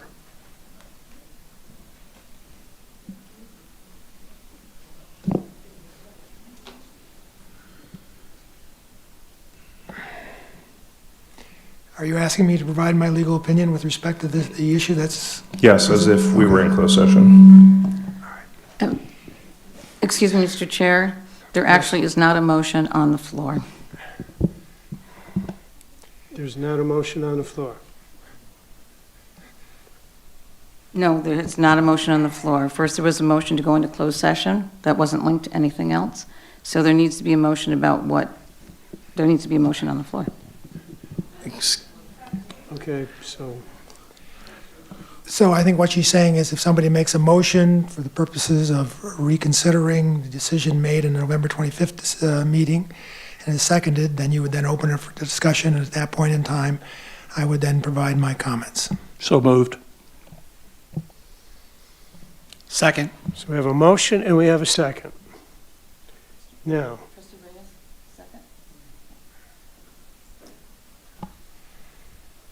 Okay. So I will preface my comments as I did in my legal memorandum to the board. I take no role whatsoever in any policy decisions the board makes. My only responsibility is to advise as to legal issues related to decisions they may make and the decisions they have made. I take no role with respect to who is the proper person to lead Mott Community College now or in the future. I take no position with respect to whether search firms should be used or not if they do not involve legal issues. Those are not my issues. My issues are solely the legal issues related to the whether or not certain decisions are meeting the criteria of the laws of the state of Michigan, and furthermore, the policies set forth and adopted by the board. So, the board has a conflict of interest policy. We talked about it in general this morning, and I will discuss it again. For the most part, this is a very broad conflict of interest provision. It, and let me just pull it up here so that I have it for you.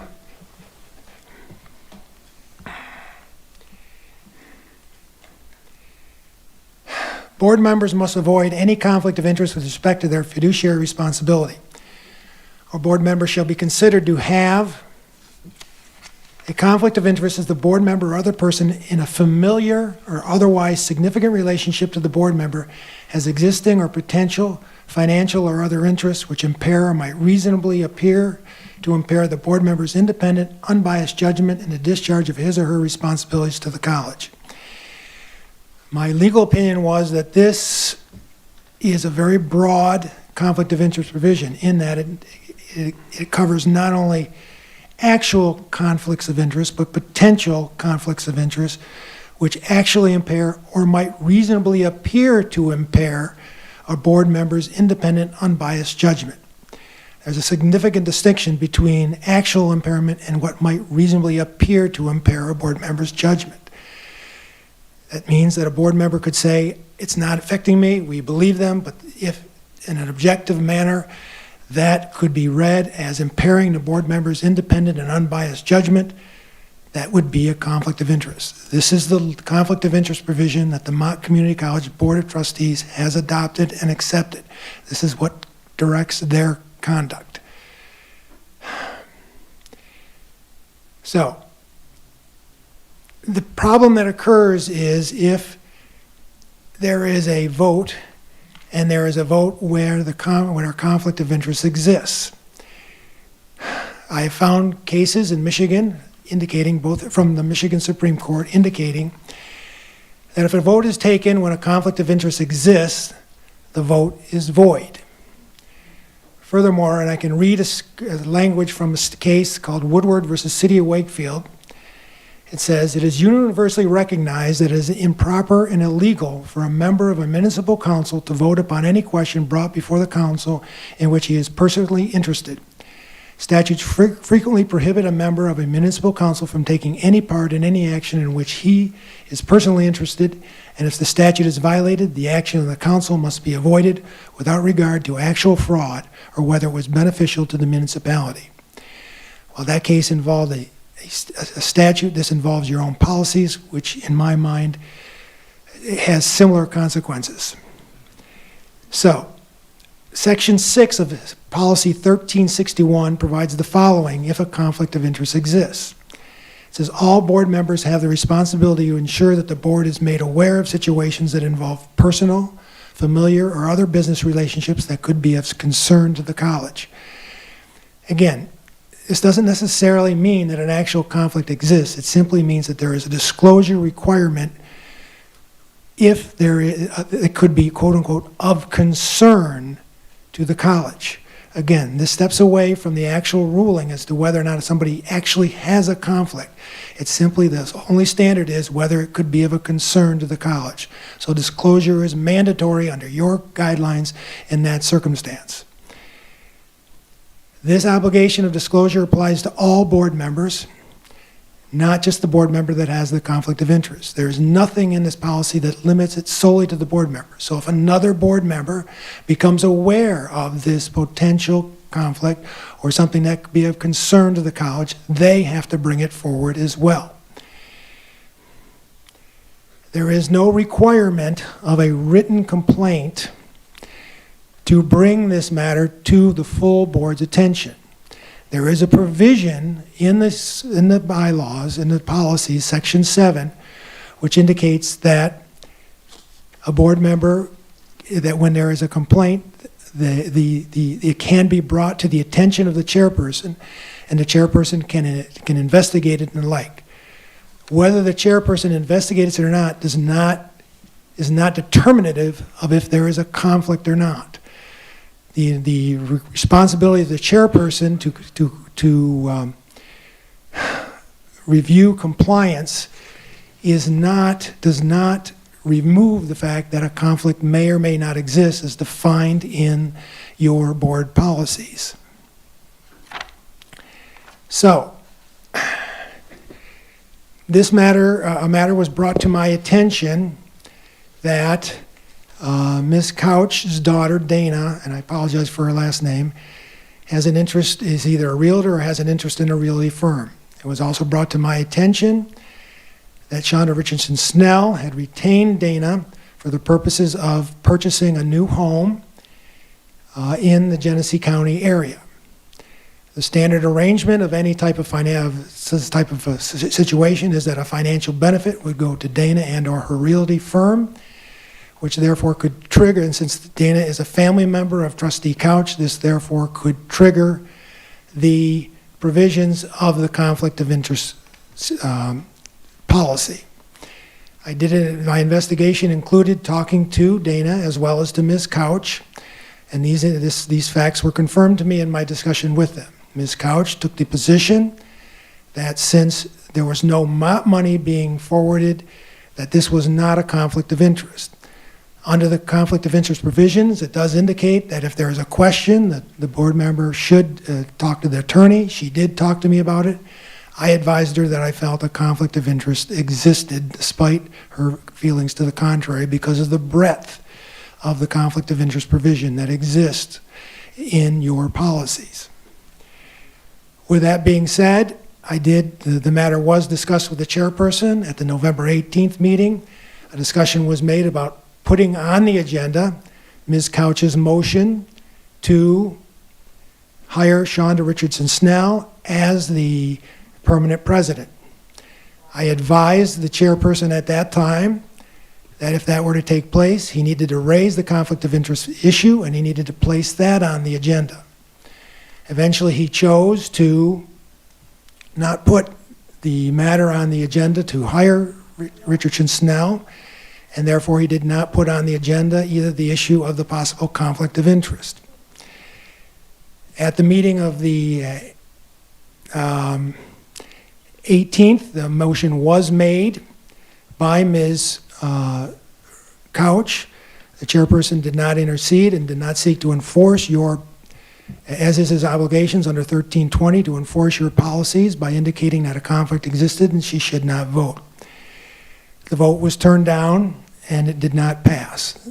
I thought the issue was over and I did not believe that any further discussion, it did not need to be publicized in any way, as my goal here was not to embarrass or call out any board member unnecessarily. In the prelude to the reconvening of the meeting on November 25th, it was indicated to me by Trustee Swanson that this issue may in fact arise. He asked me not to advise anybody else about this, and I followed his advice, and I did not advise anybody else, as he said he was still considering it, and he had not talked about it with anybody else. I did advise him at that time, both in person and by text message, that if this matter were to come, that Ms. Couch should not be voting and the matter of her conflict of interest should be brought forward. I was not here on the 25th, but from what I understand, the issue, when the issue was brought up again, the issue of the conflict was not discussed in any way whatsoever. I can comment to you that my of-council partner, Mike John, who was here, did slide a note to the chairperson during the meeting indicating that the conflict of interest issue should arise. The chairperson's response was that since he did not get a formal written complaint, he didn't have to bring it up and discuss it with the board members. It was following that I advised the board that I believe that this action could be ruled void, that my concern was that the actions taken, that if in fact a contract was entered into with the president, that subsequent legal challenges could come about to challenge her authority to perform any actions whatsoever, and furthermore that it could subject the college not only to long and protracted litigation, but to significant types of legal and financial exposure. In addition, I indicated that if I was to be asked, and which I was asked to prepare the contract, that I felt that this violated my ethical obligation because I was prohibited from performing any act which I would consider to be illegal, and preparing a contract which would eventually be considered void, what I thought would be considered illegal. And so it was at that time that I advised the chairperson, and I put in the legal memorandum that I would have to withdraw as counsel for Mott Community College, but do so in such a way as to make sure that the transition was smooth for the college. And that was, I think, pretty much the extent of the legal opinion I provided.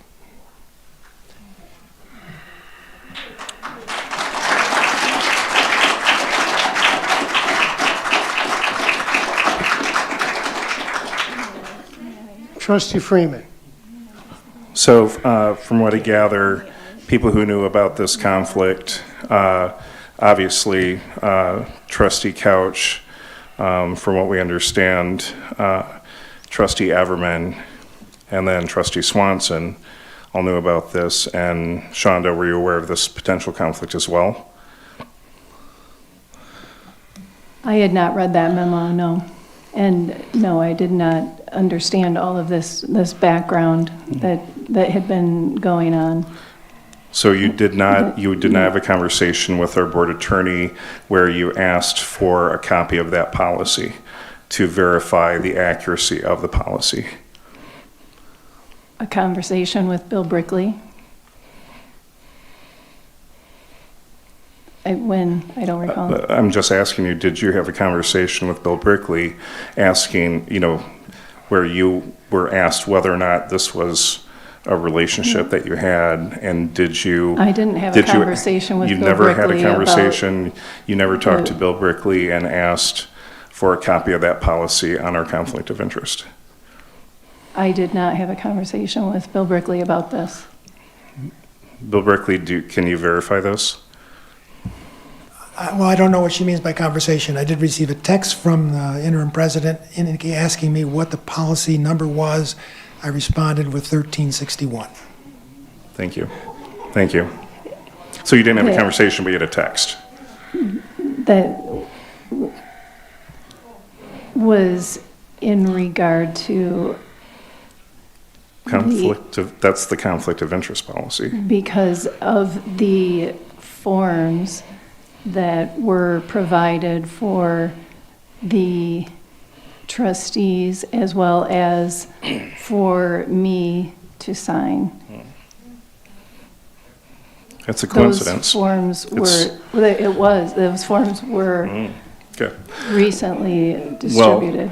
Well, I'll just say, this is pretty clear cut to me, and I think that we have a massive ethics violation on this board of those people who knew about this and allowed it to move forward. This appears like a cover-up, and so anyone watching this now will probably come to that same conclusion, that there was an agenda out there, and then we have an issue with 3 board members who never brought this up, even though they were told you need to bring it up. We are not above the law, and this is Supreme Court going back to 1863. We are in this is a violation. May I address the board?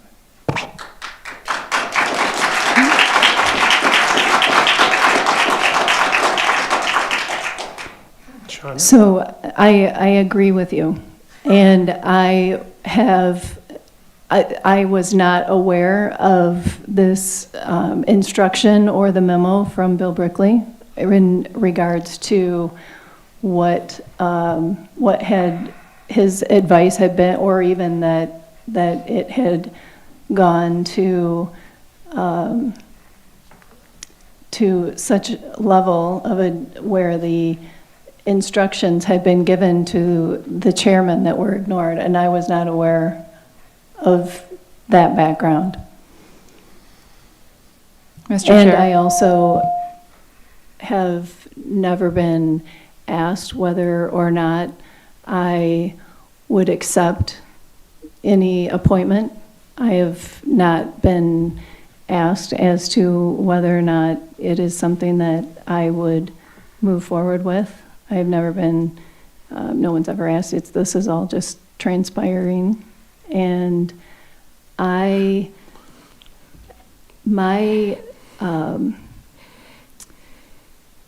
concern is for Mott, and you can talk with my staff and they will tell you that I am also a person of process, of transparency, and I agree.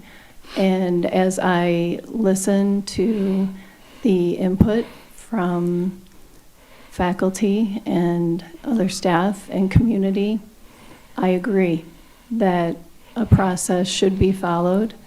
And many of these actions, I've never once asked to be appointed as president. And this was not what I have just learned from Bill Brickley is background of actions taken that I was not aware of. And I did make my disclosure as was necessary back months ago, and it was approved. So that was what I was told. And I would also recommend to the board that it resume an appropriate search process, and I will take the lead right now and instruct and ask that the board make the decision to do a national search, because I do know that if I am the appropriate person to lead Mott Community College, which I do believe that I am, then that will be the ultimate outcome. And with that, I will yield the floor. All due respect, there is a old saying, Excuse me, Mr. Freeman. Mr. silence Freeman? equals consent. And so up until now, there's been no suggestion otherwise. So that being said, I do think, given ethics violations You are related not- to two of our trustees that are sitting here that are still going to continue, I think you should resign, because you have violated the ethics of the college, you have damaged our reputation, and I believe that Andy should be removed as chair immediately, because he's shown the worst judgment that has put us into legal jeopardy here. He's offended, actually, like I said this morning, Bill Brickley is a very honest and ethical man, and he basically has repeatedly been expected to bow to something which is not current with the law. So I do believe that Andy should be removed as chair.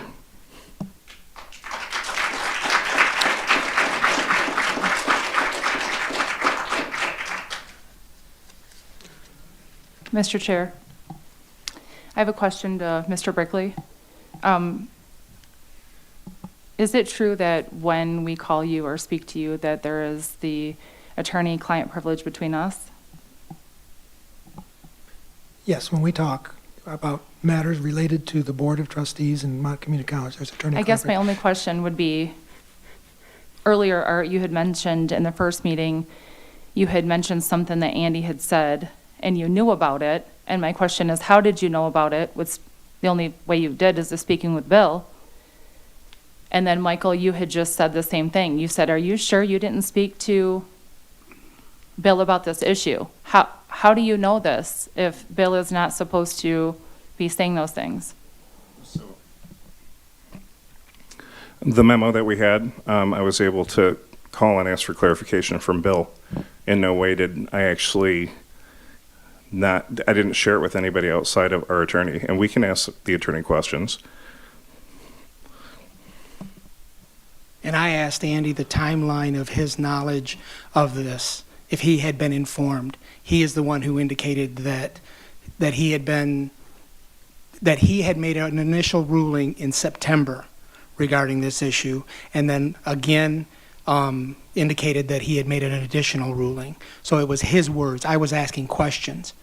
I made no allusion to knowing any information, because I found out about this when I read the memo on Saturday. And I was dismayed to find that 3 board members knew about it prior to that.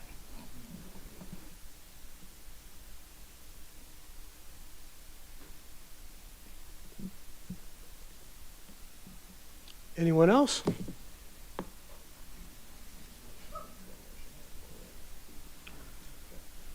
I'd like to make a motion that I we didn't remove recognize you yet. Andy I did not Everman. I'd like to recognize make a you motion yet, that we Trustee remove Freeman. Andy Everman as Trustee board Freeman, chair due to you're not ethical recognized. violations. Due to ethical Trustee violations. Freeman, you're not recognized. Well, because and I it's am about speaking. you, and it should actually be handed over to Sue at this point. But then you hand it over to someone else who knew about all this as well. So. There is a process that was to be followed. I second the motion. There's a process that was to be followed. There's been a motion and a second on that recognize motion. anything. There's been a motion and a second on I that didn't motion. recognize you. I did Yeah, not because it's about recognize you. Trustee So, Reyes. well, it doesn't matter if I put a motion out there and it's Robert's rules, you have to recognize me. So. Mr. Chair, there's already a motion before the board. It's the motion to reconsider. So that needs to be dealt with first. Okay? So you cannot make your motion now. That's fine. I want to be clear, I understand the sequence. There first needs to be a motion to reconsider, and then... It's already on the floor. That's already on the floor. Yes, you moved it, and Yep. Trustee Reyes seconded it. That's the motion that's on the floor right now. Item 2.62, the motion to reconsider. Is there any further discussion on that? For clarity, would you just tell me what a yes/no vote means? If I vote yes, what does it mean? If I vote no, what does that mean?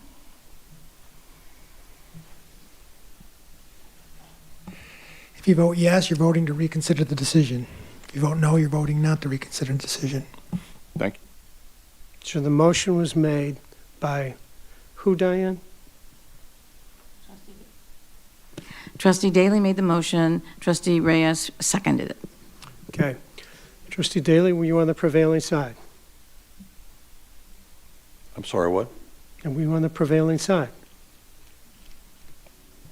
I vote yes. You were on the prevailing side to appoint Shonda as president. We were told at the last meeting that that's not. Since you used the word reconsider, and the motion that was made and seconded by you, for a standing, you have to have been ones that voted for it. You're saying no? That's Robert's Rules of Order.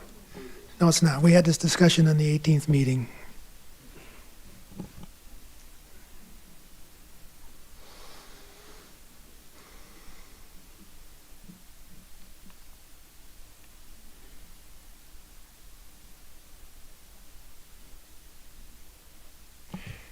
Perhaps in order to avoid any confusion, the better language instead of be reconsider should be to rescind, and that therefore there would be no confusion with respect to Robert's Rules of Order.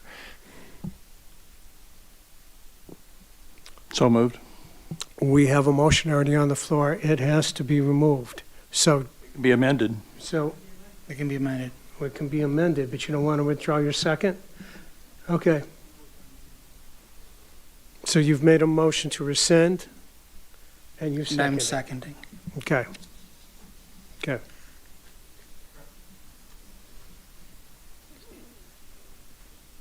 So the motion before us, Diane,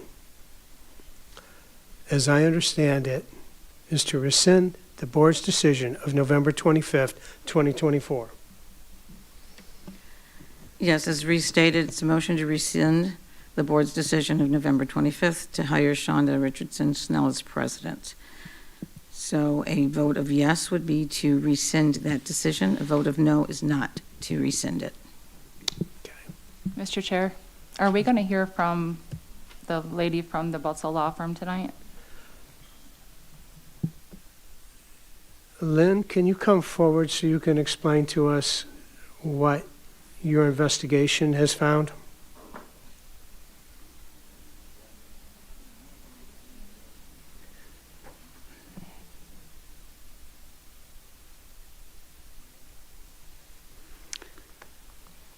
Mr. Chairman, trustees, Madam President. I appreciate that everybody's very tense about this. This is a very important topic, and there's been a lot of discussion about it, a lot of emotion. I am backing up to the point of time when this first started.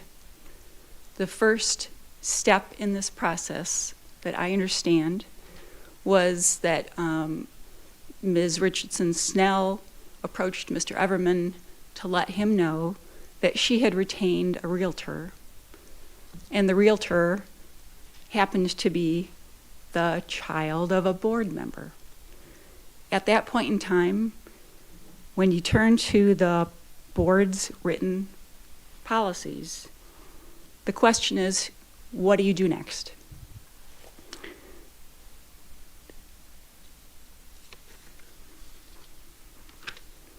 So turning to policy 1361, conflict of interest. Compliance. Anyone who believes that he or she has information indicating that a board member has a conflict of interest shall make a written disclosure of the facts and circumstances to the board chairperson. If the alleged violation involves the board chairperson, the disclosure shall be made to the vice chairperson. The board member who is the subject of the alleged violation or complaint shall be notified and given an opportunity to respond to the chairperson or vice chairperson if appropriate. So my understanding from the discussions is that that happened, that the chairperson had information concerning a trustee on the board, approached the person on the board and asked about this situation, about the perceived conflict of interest, and learned that the person on the board had no idea of this situation. She was not aware at that point in time that there was a contract between Ms. Richardson-Schnell that would provide for the seller's agent, or the sellers in this contract, to pay money to her daughter. So she was unaware.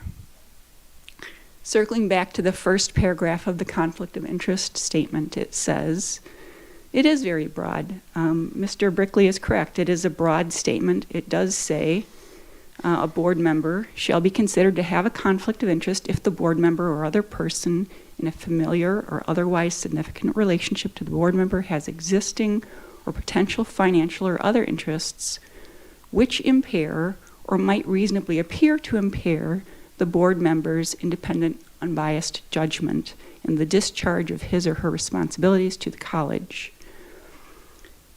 So the question is this something that might reasonably appear to impair the board member's judgment? And the decision through the investigation was made by Mr. Everman pursuant to Section 7 compliance. His determination at that point in time was that it wasn't reasonably likely to impair her judgment, since at that point in time she had no idea about it. She wasn't being influenced by that disclosure. That information wasn't something that had created, at that point, any conflict. He resolved the conflict that was in his hands at that point in time, saying there is no conflict. She didn't even know about it. This, at this point, is no conflict. So he communicated this information to the trustee involved and let her know there is no conflict. Everything else that people have been talking about have been later steps down the line after there had already been an investigation and a conclusion that there was no conflict, because it wasn't reasonably apparent that this situation could have influenced her judgment up to that point. So it's the next question is under the ethics policy, which is slightly outside of the scope of my employment here, to answer the question of whether the complaint pursued through the proper ethics policy process. But I think it's perfectly reasonable through the point that we've already discussed this process, that it was investigated properly, a conclusion was made, and a communication was made telling this trustee that there is no conflict because under Section 7, the board chairperson investigated the disclosure and concluded there was no reasonable appearance that this board member's independent judgment was called into question. So through later actions, this has all started to look, through a backward lens, like there was something there. At the time these communications were made, there was a conclusion made that there was nothing there. Does that answer your question? Trustee Olcott? Trustee Freeman? May I inquire? May I inquire? Pardon? May I inquire? May you what? Inquire of your... Go ahead. All right. I'm sorry, is it McGuire, Ms. McGuire? Yes. Okay. So if you look at Section 6 of 1361, it says this, does it not? All board members have the responsibility to ensure that the board is made aware of situations that involve personal, familiar, or other business relationships that could be of concern to the college. Do you agree that that's stated there? That's definitely what it says, Okay. yes. And it does say it's not only have to make the responsibility to ensure that the board chair, but it says the board, which refers to the board as a whole. Do you not agree with that? Yes. Okay. So clearly, you would agree that the situation involving Ms. Couch was of concern to the college, would you not? What I see is that when a board member determines that the possibility of conflict of interest exists, then the board member shall disclose the potential interest. Right. And you agree that a possibility of a conflict was raised, it existed. Whether it was ruled out subsequently or not, it was raised. It was raised pursuant to Section 7, yes. Right. And according to Section 6, at that point in time, if it was a concern of the college, the board member who was aware of it had to make full disclosure to the board, correct? At that point, the board member wasn't aware of it. She was made aware of it. She was told that Right. her daughter received money through a contract. Right. Which is a potential conflict, correct? And she was told at that time by the board chair that he had investigated it in his determination. There was no conflict. That's not the question. The question is, it meets the definition of a potential conflict, does it not? The question is whether the board member thought it might reasonably appear to impair the board member's independent, unbiased judgment in the discharge of his or her responsibilities. It to the doesn't college. limit that to the board chair's interpretation, does it?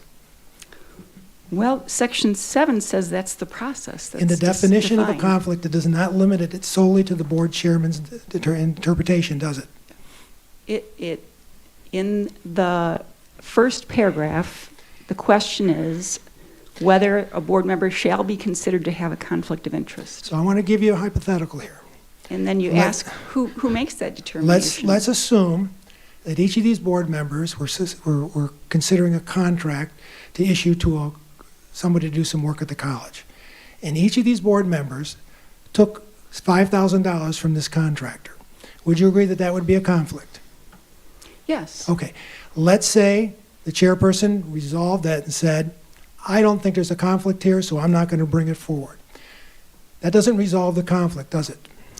Each of those 5 individuals would have knowledge of the conflict, Right. and each of them would have an obligation to bring it forward. The difference here is really important So, because all right. you're viewing with a backward lens what this person knew at the time.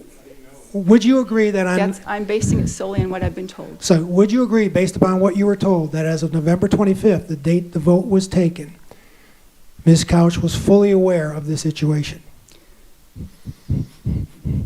I'm aware that Ms. Couch was told that your opinion differed from the opinion of Andy Everman, who Okay. told her there was no Sure. conflict. Okay. Who has the law license?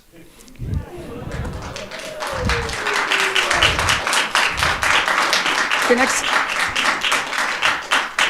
who is assigned the responsibility for handling the task under the board's written policy? And does it not say in those It board doesn't policies? say they have to go to you. It does, when they says they can come to me, and when they They did come to me, can. and I gave them the legal advice. So would you Item agree, 7, Mr. one more thing, would you Item agree? 7, Bill. Would you I agree have the authority to do this. that if there's legal challenges, a court is not bound to follow the chairperson's interpretation? The court has its own independent right to interpret the conflict of interest provision and determine whether or not this vote was void. I agree that the courts do not have to consider your opinion or anyone's Right. opinion. They don't, and that includes the chairpersons. Including the So if the chairpersons. chairperson, but if a judge believes that there is a conflict of interest here, regardless of the chairperson's interpretation, they could void this vote and therefore any agreement that is drafted, correct? Correct. Thank you. The question is, what about this policy? What happens under this policy? And if the chairman has followed the policy and made a reasonable conclusion, everything after that is hindsight. Everything after that point But it's not, because is hindsight. because the facts still continue to develop, including the fact that now the Board of Trustees is aware of the situation. Now there's been a discussion with legal counsel where both the chairperson and the board members have been told that this violates the conflict of interest provision. They've been told that their legal counsel disagrees with the opinion of the chairperson who investigated.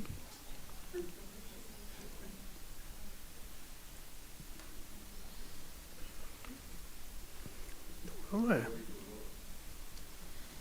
Trustee Reyes. I'm in favor of the motion to rescind, and I would remind the board members, not only, we may have two differing opinions from two legal counsels, one of which is the board attorney, the other of which was just looked at today. But also the words of the interim president that she prefer that we go back to the process, which is something that we talked about on the 18th, we talked about on the 25th. Now, so I ask you to consider that when you're taking your vote, but I am in favor of rescinding the board's decision on November 25th to hire Shonda Richardson Snell as president.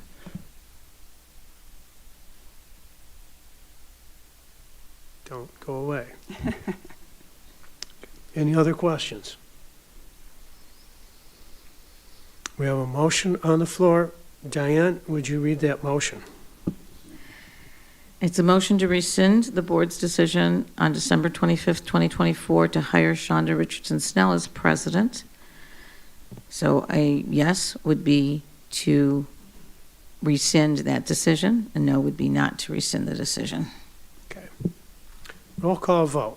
Trustee Reyes. Yes. Trustee Freeman. Yes. Trustee Couch. No. Trustee Daly. Yes. Trustee Walcott. No. Trustee Swanson.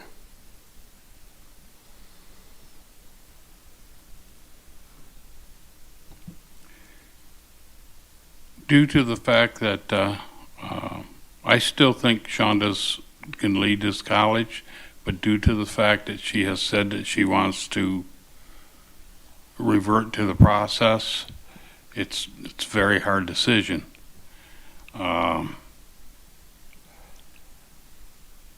I would like more from the legal counsel on what's happened here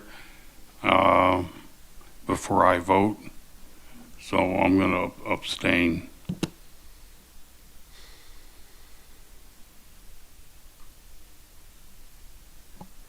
If you recall, we had that discussion earlier today, and your bylaws require you to vote. If I have to vote, I'll vote no.